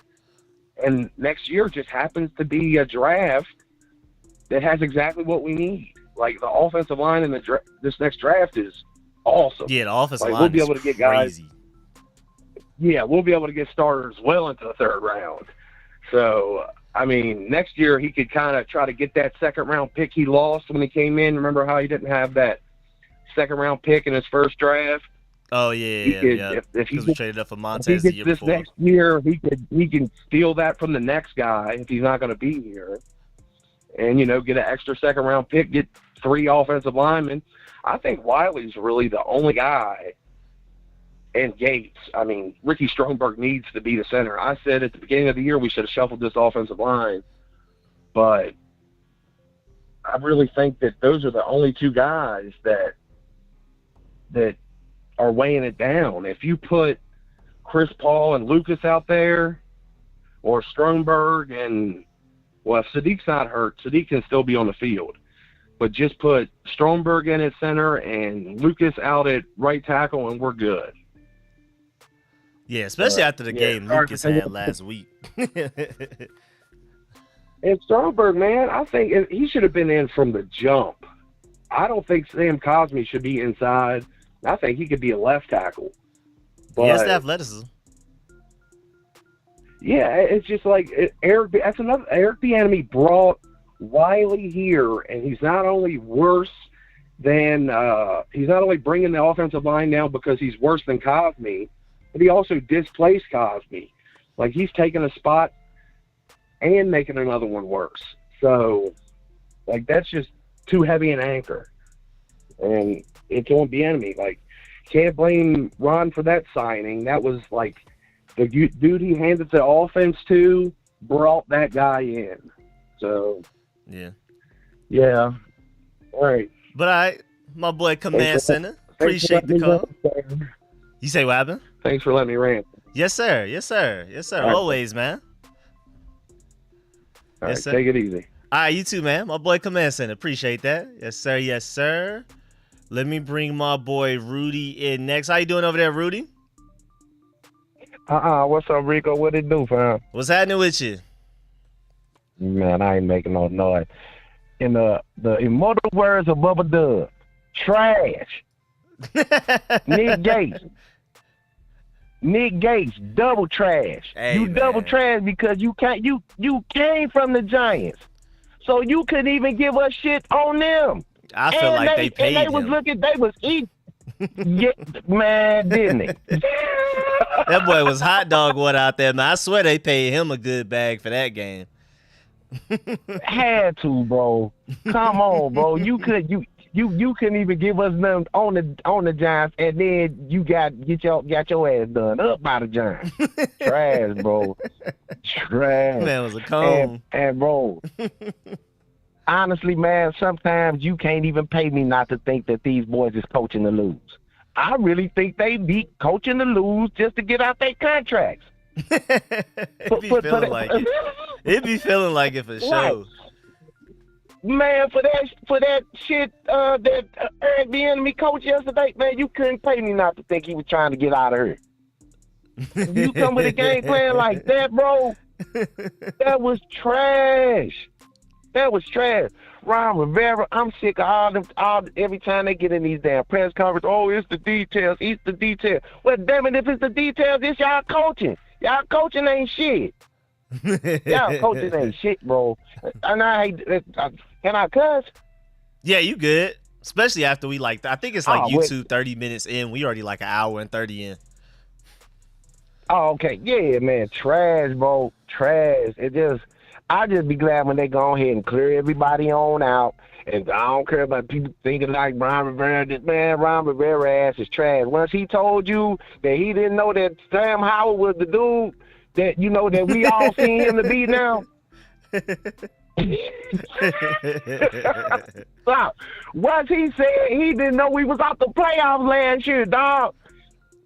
Done. Yeah, that you was done, crazy. bro. That you was lost your crazy. fastball, man. That was crazy, bro. Dog, like they say, accountability, dog. If you think about it, man, Ron Rivera, the same way Ron Rivera got that job is the same way he be looking for people to play for this team. As long as you yes sir and no sir, just like he used to do with fucking Dan Snyder. Yes sir and no sir, lick all in your ass and shit, you got a job. That's the same way these players come in. Think about it, Rico. Every player that he drafted got somebody in the military in their family. Whether dad, mom, something like that. Or if you got somebody in your family in the military. Yeah. Yes. See what I mean? You got a job. Speed and Davis. Yeah, you got a job, bro. You got a job, man. But yeah, man, that's all for me, man. Rico, man, I appreciate you, bro. Keep up the good work, man. People don't know how hard you be working, bro. I appreciate you, though. Appreciate that. Yes, right, sir. No my boy Rudy, man. All right, my boy. All right, man. Have a good evening. Yes, sir. Yes, sir. My boy Rudy. Yes, sir. Yes, sir. Now, that is crazy, though, because we do bring in a bunch of people because they have like a military discipline background. Then you got Jamin Davis out here going 150 in a 45 with all of that military background. That is crazy. Let me bring my boy VA Money Group into the chat next. With my boy, yeah. Here we go. Right here, man. What's good, VA? What's up, man? Yes, sir. What's happening with you? Man, I just want to get some stuff off my chest, man. Not necessarily off my chest. It's just, I feel like I want to put out some ideas because I'm 100% sure I know what's going on, but we'll see, right? So this is what I got. I think that Ron Rivera is actually sabotaging, right? And I don't mean sabotaging from the standpoint of wickedness, being intentionally counterproductive. I mean sabotaging from the standpoint of negligence, right? I don't think Ron Rivera was brought in here to build a Super Bowl team or anything like that. I mean, at least that much has to be obvious, right?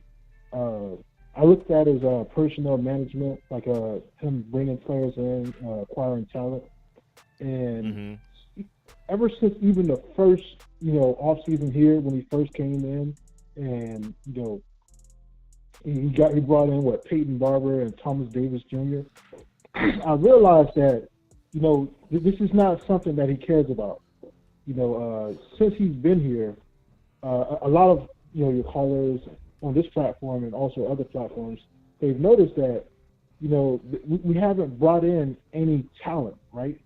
Yeah. If you think about it, we've been breeding Hall of Famers, All Pros, Pro Bowlers, and good players the whole time he's been here. We haven't been getting any in return, right? So from Trent Williams to Brandon Scherf to even Landon Collins and guys like that, if you think about it, what were Ron Rivera's best free agency pickups since he's been here? It's 4 years, right? You would have to say Logan Thomas.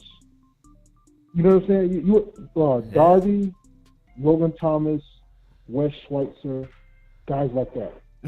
You get what I'm saying? Cornelius Lucas good, pretty good, but he's a backup. He rides the bench. I like Cornelius Lucas. Yeah, he he's a backup. Yeah. He does not play football. Yep. You know what I'm saying? So, and then the drafts, it's like, if you just go on to channels like yours or different channels, you could come up with better picks than what we have. You get what I'm saying? In my mind, I'm 100% sure that Ron Rivera has not missed an appointment at the golf course the whole time he's been coaching football for this organization. 100%, he's coming here to fulfill affirmative action quotas to make the Daniel Snyder regime look better on that front. Like, he brings in, here's some guy that says, hey, listen, I have a Spanish name, I'm not white or something, or whatever like that. We have a black female running backs coach. I think you're okay with this, whatever. But it's like, out of all the guys that are trying to get jobs in the NFL, how do we end up with a black woman as a running back coach? This is pure affirmative action right here. I don't have a problem with it per se, but at the same time, I want our team to be the best team in the league. So I'm not trying to do the whole woke culture within the locker room type thing. I don't care about this. You know what I'm saying? Yeah. And that's what we have going on. That's the whole point of this coaching staff. They're trying to, push a new culture of inclusivity and all this diversity and stuff like that. They don't care about actually winning 11, 12, 13 games a season. This is, you know what I'm saying? Yeah. And I just want to get that off my chest, man. And like, another thing, like, when you look at the offensive line, it's like, man, come on, like, these people don't care. We needed help on the offensive figure. No, I was just laughing. He said they don't even look like they care. Yeah, like, we needed help on the offensive line before Carson Wentz got here. Yep. Right. So Carson Wentz gets here, we get Andrew Norwell and Trey Turner. They were trash, right? So Wentz, as bad as Wentz was gonna be, he was even worse than what he was supposed to be, right? Because he didn't get any blocking. All right, so now the next season comes, and we're in the same spot. Who do we have to replace Noel and Trey Turner? All right, Sadiq Charles, we drafted him. He's solid. He's not. What? He's fine. Mm-hmm. And then Cosby, we moved him in, and then we get another guy, good old boy from Kansas City, who's not doing anything. And then Wiley. Our center is some guy. Nick Gates. Right? Double agent for the Giants. Some guy. You know what I'm saying? Like, it's a joke, man. And then for the guy who's blaming Eric Bieniemy, listen, man, you can't blame Eric Bieniemy the year after you get rid of Scott Turner.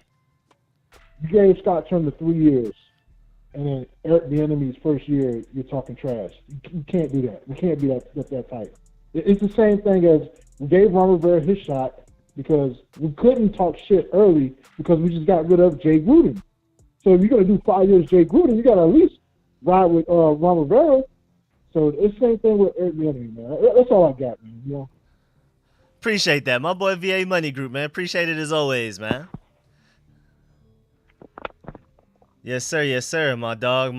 Appreciate the call as always. Also, we have a donation, the first donation of the stream too. My boy Derek, his only message, and he donated 10 for it, is just fire Ron Rivera. That's it. He didn't want to say hi. He didn't want to say shouts out to nobody. Just donated. Appreciate you supporting the channel. Big love for that. And then the only message is fire Ron Rivera. Appreciate that, Derek, man. Appreciate that big time, man. Let's go ahead and move on to the next caller. We're down to our last 5. Let me go ahead and bring on. We have a 757 number. Who's this?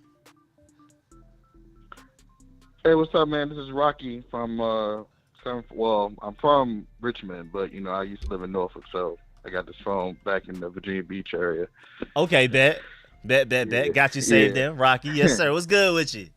Yeah. What's good, man? But yeah, I just wanted to. Basically, everybody stole my mojo. Everybody been saying almost the same exact thing I wanted to say. As far as well, that one dude, he was talking about 10 wins. I'd like to know what he's smoking or drinking because I like to have that. I don't know about the 10 wins though, but it's crazy how this team seems to always, beat teams we're not supposed to beat at a tough time. I wouldn't be surprised if we somehow manage to upset the Eagles like last year, and then somehow go on this 4-game win streak. But at the end of the day, I feel bad. I feel bad for Sam Howell because I don't think he's going to get a fair shake out of the deal. Especially with this season heading the way it's heading, we possibly could win probably like 4 games. The next thing you know, they go Ron Rivera, EB. I mean, I feel like it's not fair to him because he only has 1 year under new management. When the management comes in, when Magic Johnson says something, Oh yeah, something they working on something behind the scenes. Pink slips getting printed. Pink slips getting printed. Yeah, it's gonna be some changes. Already seen what he did with the Lakers.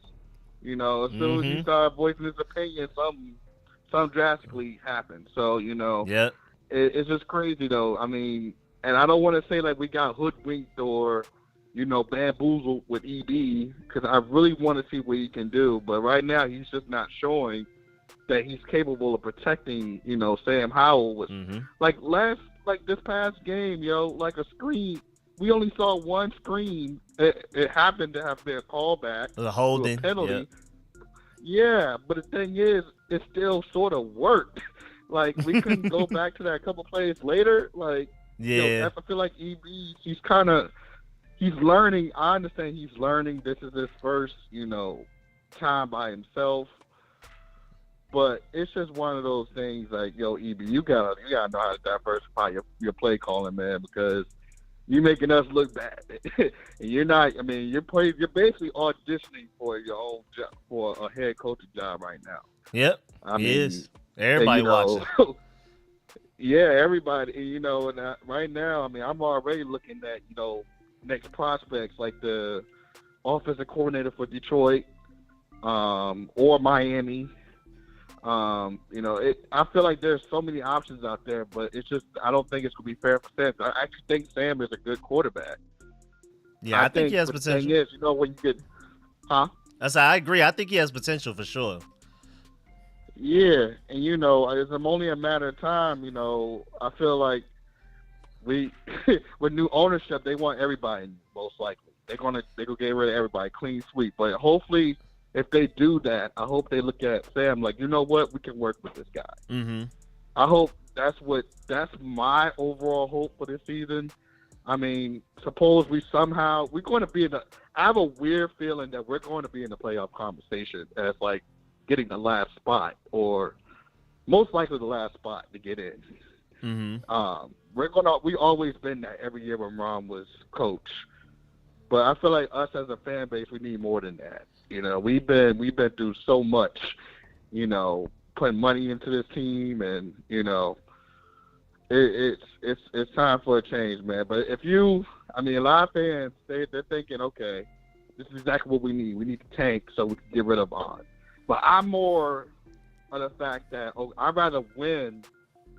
It's weird because I'm caught in the crossroads. Yes, I'd rather win than see Ron leave. But at the same time, I really don't feel comfortable with Ron as the coach.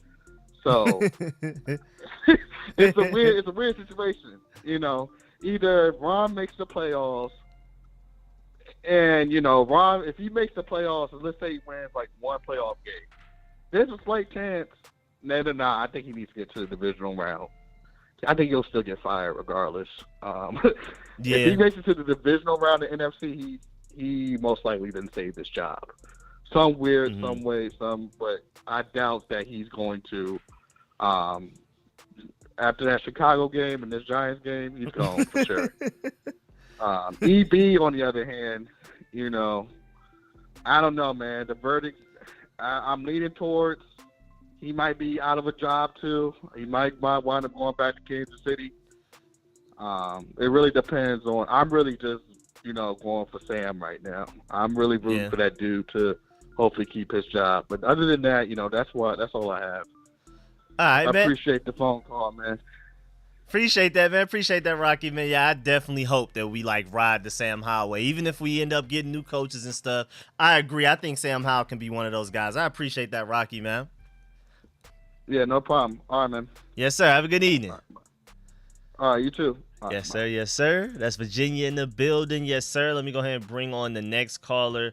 We have a 910 number. Who's this? What's up, Rico? This is Keith Graham here.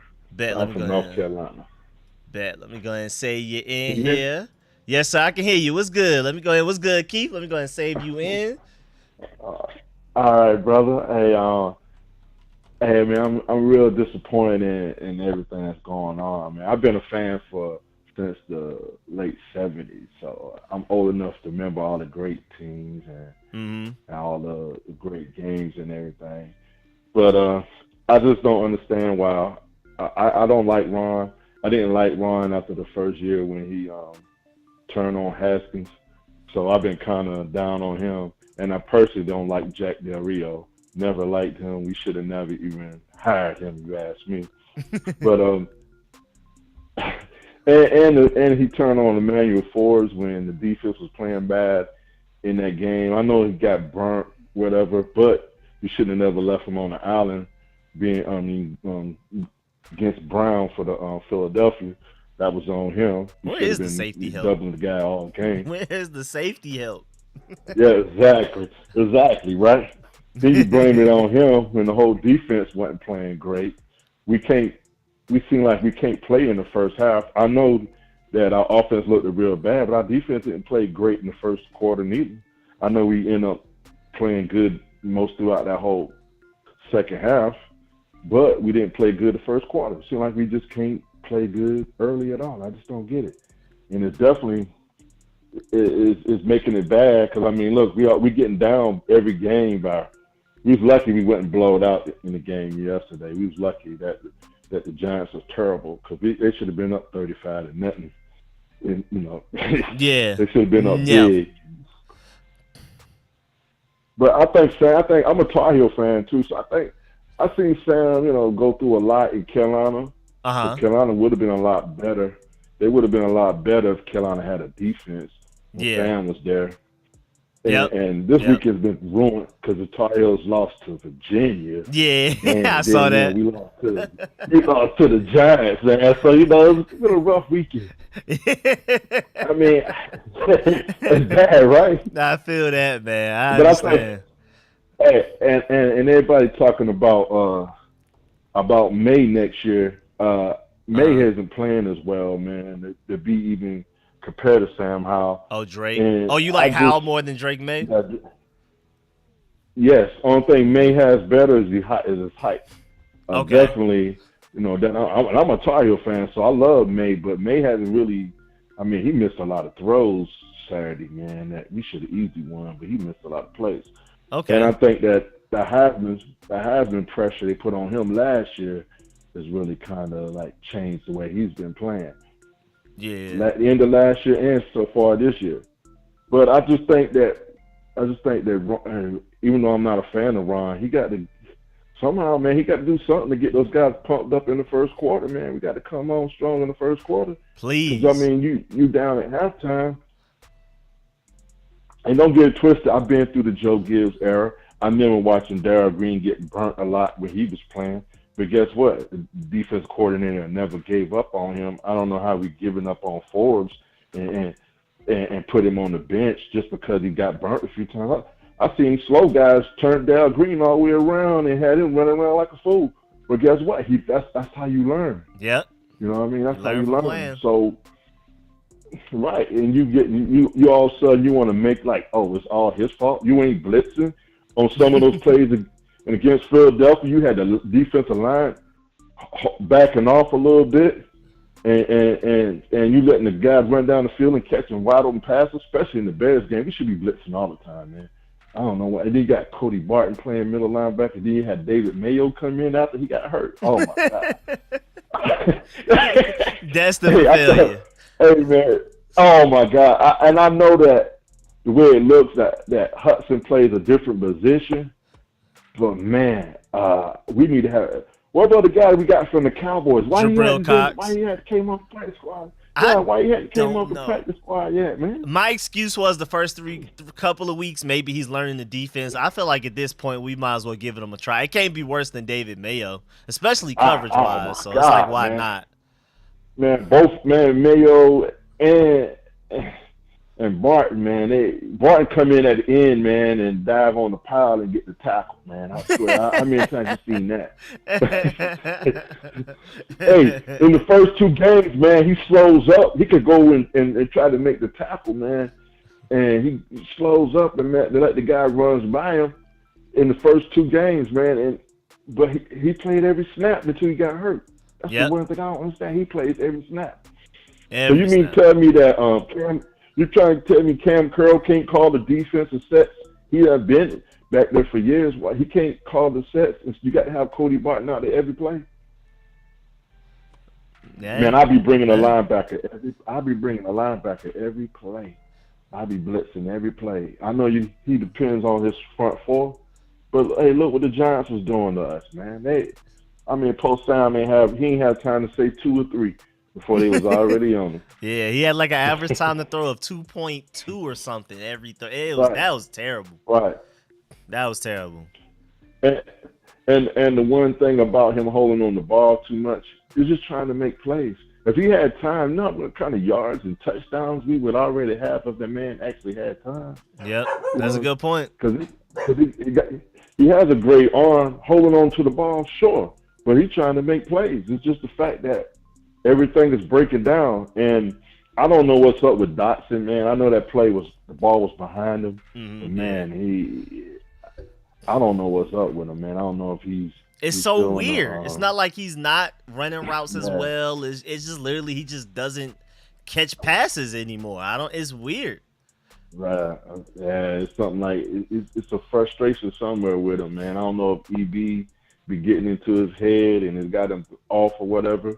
But we need to play the other tight end. Why he ain't getting on the field, man? Cole Turner. The I don't know. I don't know Turner. his snap count, but we definitely never targeted him, so I don't know what's going on. It ain't many. Yeah, it ain't many. I seen Bates out there getting blowed up a few times yesterday. He was out there getting blowed up. He can't catch. He wasn't doing nothing. Yeah, if John Bates can't block, he might as well not be on the field. Yeah, I think we definitely need to do something with our tackle that came from Kansas City, man. He's definitely him and Leno definitely is liabilities, man. The other guy that played last week, I actually thought he played pretty well. Yeah, he played well against the Falcons. Need to, why Stromberg ain't playing center, man? I just don't get it, man. I mean, after what Nick Gates did, I don't see what we have to lose. But that's why I have against Ron Rivera, man. You go out there and get somebody else trash, and then, you act like that you got a great line. You let everybody go. You don't want to pay nobody no money. Mm-hmm. I believe they're going to try to – well, I don't believe he's going to be gone anyway, so I don't expect Ron to come back, and I definitely don't expect Jack Del Rio to come back. But I think they're going to definitely try to bring back Chase.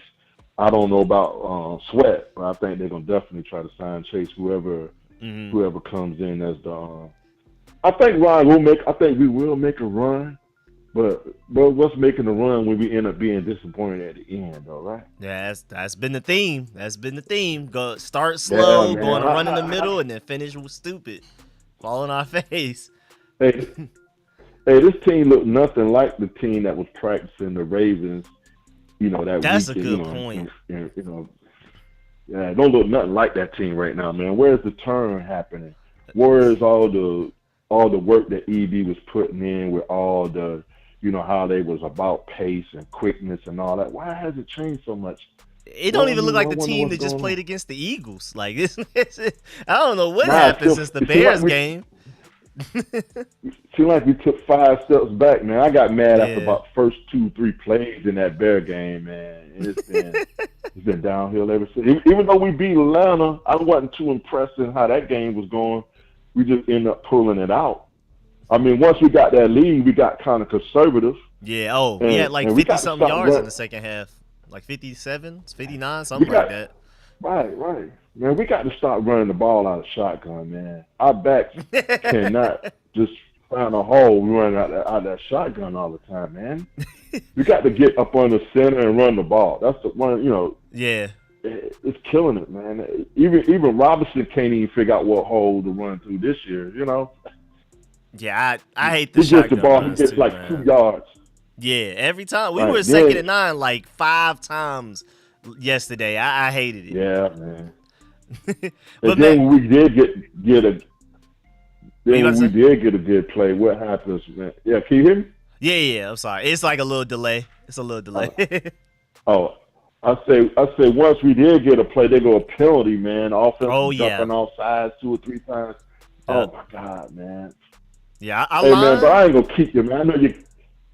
I was just gonna say before you left, our line I think had 7 penalties yesterday, 7 penalties, and then 6 sacks, of course. Oh man, it's terrible, man. It's terrible. I do listen to you a lot, man. I do listen to you. I listen to I listen to Ed Oliver. And, shouts out all of them. Skins fan. Yes, sir. Yeah, I listen to everybody, man. So I was in DC this weekend though, but man, I tell you, man, I was talking to my uncle. Man, I got a cousin who work at the stadium, and my uncle, man, he been a DC fans, forever, man. And man, it's terrible, man. I've been a fan, like I say, since the 70s. I remember the great teams, Yeah. I remember, but even with some of those teams, man, our defense, who had a lot of those same guys who played through all those years, they had some years where they gave up a lot of points too. We gave up a lot of points throughout some of those years, but when it counted, they stood up, Yep, when it mattered most. The only real problem we had back then was times that Joe Gibbs got so conservative playing against the Giants, man. I said, we just can't beat them Giants. But when I was a little boy, though, man, we used to kill them in Philly when I was a little boy. We just couldn't beat the Cowboys back in the day. We used to kill Giants in Philly, though. All right, Street Score, man. I ain't gonna keep you. I know you got some other guys that want to talk, man, but I really appreciate it. I'll be calling you more often, my man. All right, my boy Keith, man. Appreciate you calling in. I got you saved in and all that. Oh man, all right, thank you, man. Appreciate you, man. You have a good evening. Yes, sir. You too. Yes, sir. All right, thank you very much. Welcome, man. Appreciate you calling in. Let me go ahead and bring my boy Fletch in, and then we got my boy Joseph, and now we'll finish the night. Let me go ahead and bring my boy Fletch from Philly. How you feeling over there, man? Doing good. How you doing? Chilling, man. As good as we can be after an L like that. And my Bulldogs on a bye week, so I ain't getting no happiness before the game. It's just straight Commanders this weekend. Well, my only bright spot of this week is that Spider-Man is a great game for me. Playing Spider-Man. I've been hearing about it. Yeah, so that was the only fun part of my week. Honestly, I have a lot to say today. One, all right, here's the thing, right? I feel like in terms of, because, it always starts from the top, right? In terms of roster, remember I told you, like, I became a Commanders fan because of Carson, right? And, like, before that, I was an Eagles fan, whatever, right? The year we won the Super Bowl through free agency. And that was the biggest thing because we got, what's his name, Ajay Ajayi from free agency. We got Alshon Jeffrey. We got a lot of key pieces that helped win us that Super Bowl, right? Mm-hmm. The thing about, and then you see the Eagles doing similar stuff, getting Kevin Byard. I feel like this like whoever is in charge of doing everything trading wise, whether it's the GM or the head coach, is so scared to even call. Like Philly's ideology is, I'm gonna say it as if it's like females, right? The worst she can say is no. That's literally how Philly enters every trade. That's how Philly does it. Yo, what do you want for Kevin Byard? First round pick. All right, bye. That's it. At least you tried. Sometimes and I was like, yeah, that's what I'm saying. Like our team, I feel like sometimes are like fans. Sometimes when I hear the trade rumors, Eagles might get Kevin Byard. You know, I live with Philly fans, so that's all I hear. I'm a fan. I'm like, man, Kevin Byard's a great player. They're gonna ask for too much. Philly's not gonna do it, and they end up doing it. I feel like that's what I'm saying, and I feel like that's how our people who organize the trade are thinking. Oh, Kevin Byard's gonna ask. They're gonna ask too much. Not even call him. Like, do you not have his phone number? Is that a thing? Like, why are we not calling? What's his name? Garrett Bowles from the lineman from the Broncos. When there's literally reports they're willing to trade the whole goddamn team. It's like, why can't we call him once? And maybe, you know what? Maybe we did, but I feel like if we did, it would be on some type of report. Someone would be talking about it. Yeah, it'll be some type of leak. Yeah. That's what I'm saying. And the thing is, with the draft, Ron Rivera always gets these guys in the late draft that kind of contribute towards the team because he always gets the guys who have a high ceiling, even early on in the round. He will get a guy who he doesn't really have to develop, who's kind of pro-ready, like KJ Henry. He's supposed to be already refined in his pass rush. He doesn't want to develop anyone who's really going to make a big game changer. They're going to be contributing here and there because they already came out of college ready to play. Mm-hmm. You know what I mean? Just a bunch of little safe guys. Yeah, it's like okay, for example, DK Metcalf, when coming out the draft, was he couldn't run every route in the tree. Same thing with Tyreek Hill. Tyreek Hill didn't become a crazy route runner until later in his career. He wasn't like that in college. He could run the routes, but not nearly as good as he can now. Yep. So when teams like the Seattle Seahawks get DK Metcalf and understand, okay, we develop his route tree, we'll be fine. Instead, they don't do that. And I will never be mad at Jahan. And I will never be mad at Jahan Pick. But for sake of argument, Jahan already was a great route runner. And Jahan already was supposed to have great hands. I don't know what's going on. Supposed to. He's supposed to have great hands. Had. So you really didn't have to work on everything. And everything we saw in year one is everything he did for Penn State. Versus other teams get these guys who do something in college and just do it way better in the pros. I feel like we never get that when we go into my that. boy Pickens sitting there in the second round. That's what I'm saying. That's the stuff I'm saying. So, and then here's another thing: the enemy, right? I do not hate the enemy as much as other people, and the reason why is because same reason why Sam Howell has 7 starts. The enemy's only called a full game where he can control everything from what we know 7 times.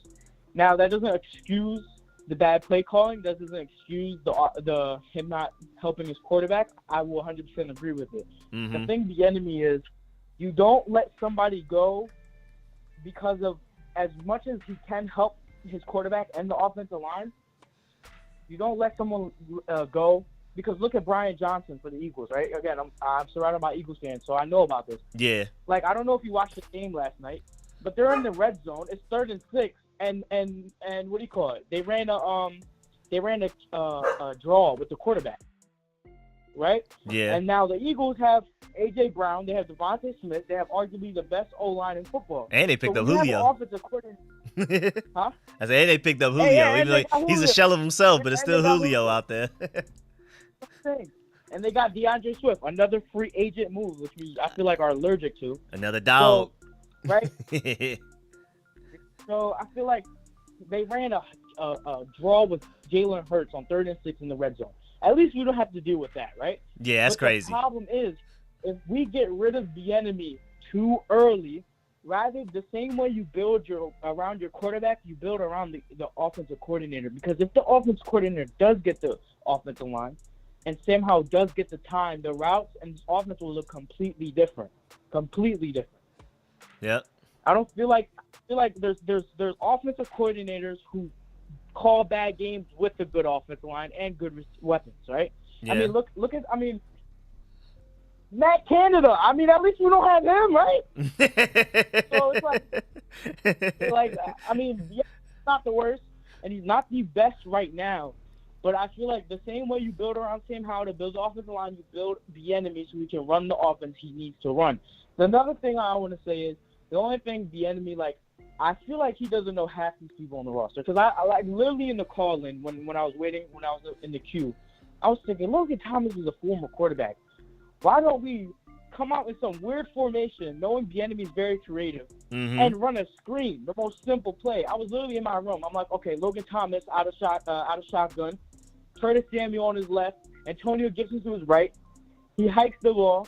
He acts like he's handing it off to what's his name? To Antonio Gibson. Antonio Gibson looks like he's running to the flat, but he's really becoming a lead blocker. Your lineman move. Curtis Samuel bubbles from your left, and it's just a screen. And you're like, why is a 6'7" quarterback and two speed guys in the backfield? They're about to run some whoop-de-whoop-de-whoop, and no, it's just a screen to Curtis Samuel. Like, it's so, like, and on defense, why do we never get creative? Why is Chase Young and Montez always on the edge, and Deron Payne and Jonathan Allen are always at the same spot? Go look at the Eagles. The Eagles will have Josh Swift. The Eagles have Fletcher Cox lined up on edge, and I'm probably faster than Fletcher Cox, right? Yeah. So, like, honestly, like, why don't we ever do that? Why don't we ever? Montez Sweat is fast. I think we all know this. He can line up in 7 tech, be far as hell from the tackle, and close the distance fast, right? Yep. Now he has so much more room to work with, and I'm not saying it's not like Montez can't come off the ball and get to the quarterback, but when he's having that running head start, and you know, for people who played football, or like my dad's an offensive line coach, he coached for Malvern. They were ranked number 2 in Pennsylvania, right? Okay. Last year for high. So when you have, it's the most simple. I'm pretty sure everyone has heard it if you played Pop Warner. Green grass, no green grass. When you're edge, if there's more green grass towards the inside, the tackle is playing too much back. If the guy's too much inside, then green grass is outside. So when you're lined up all the way outside in the 7 tech, and you have way more room to see, first of all, and make the tackle not know which way you're going, it's a lot easier for the defensive end. Yep. Keep them on their toes, off balance. Exactly. And the thing is, if he's lined up so far, the left tackle is probably looking at him. If you have Deron Payne hit the tackle, as soon as the play starts, he comes and blows the tackle up.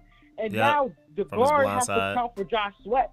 And Josh Sweat is the furthest guy from the guard outside the center. So he probably doesn't even know where the hell Josh Sweat is coming from. By the time he turns around, Josh Sweat bull rushes him into the damn quarterback.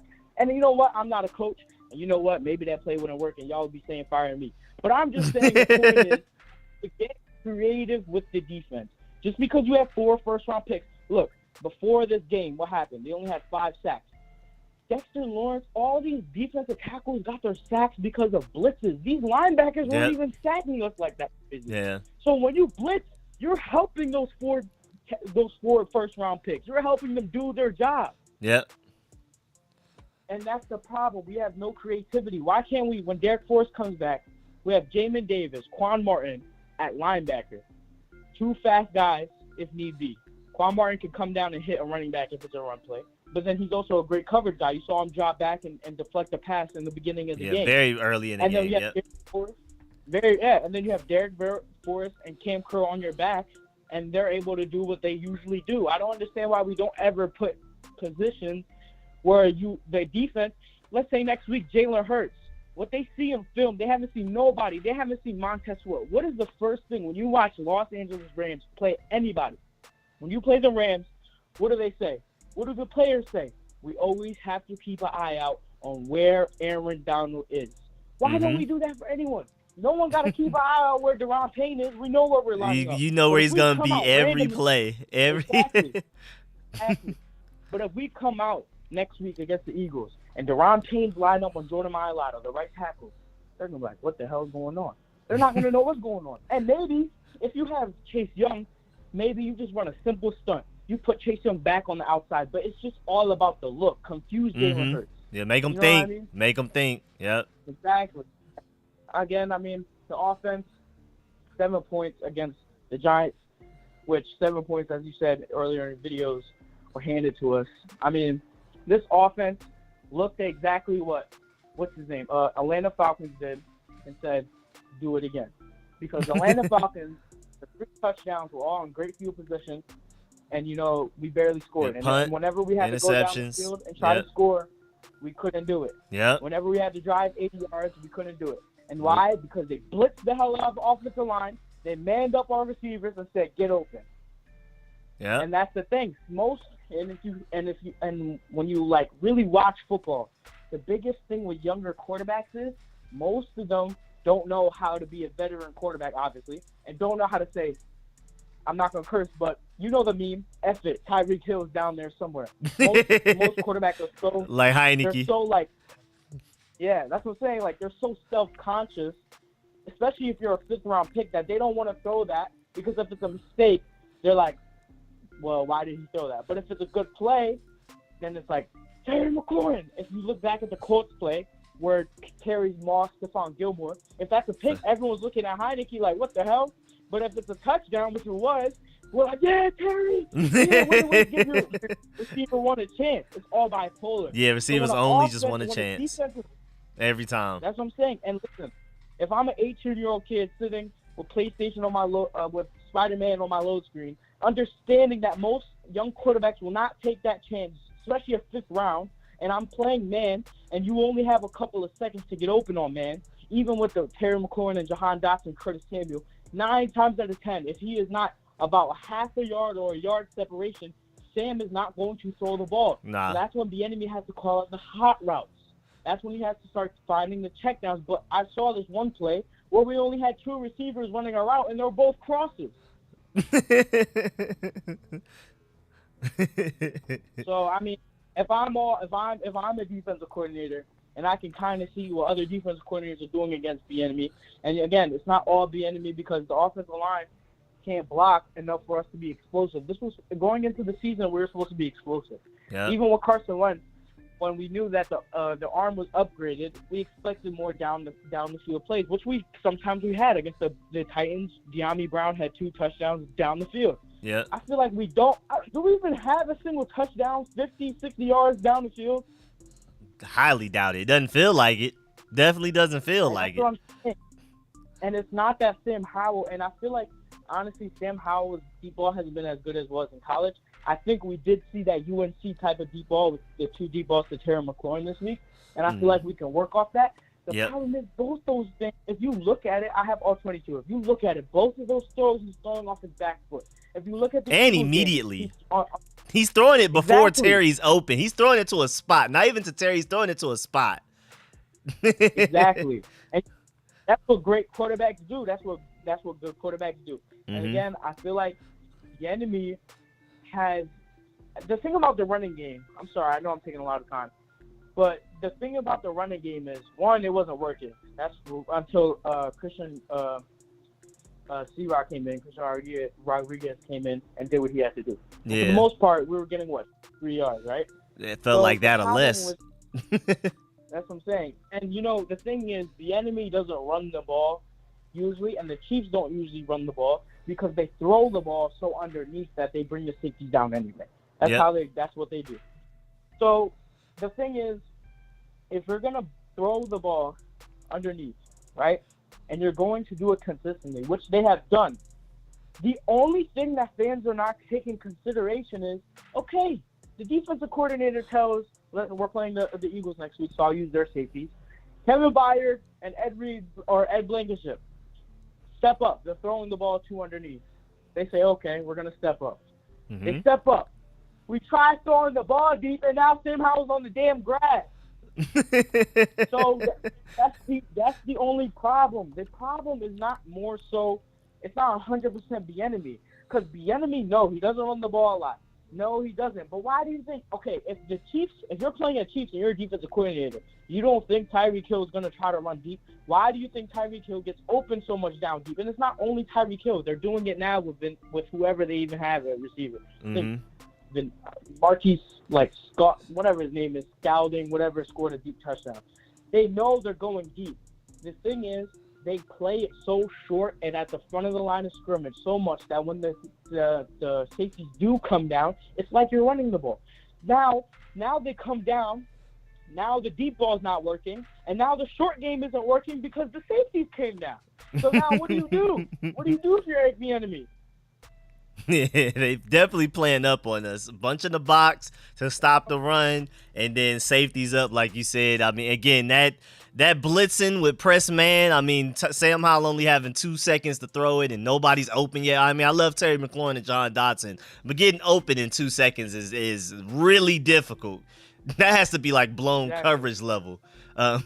So, yeah, we're in a bind. We're in an ugly situation. We got to at least pose a threat deep down the field to open things up for sure.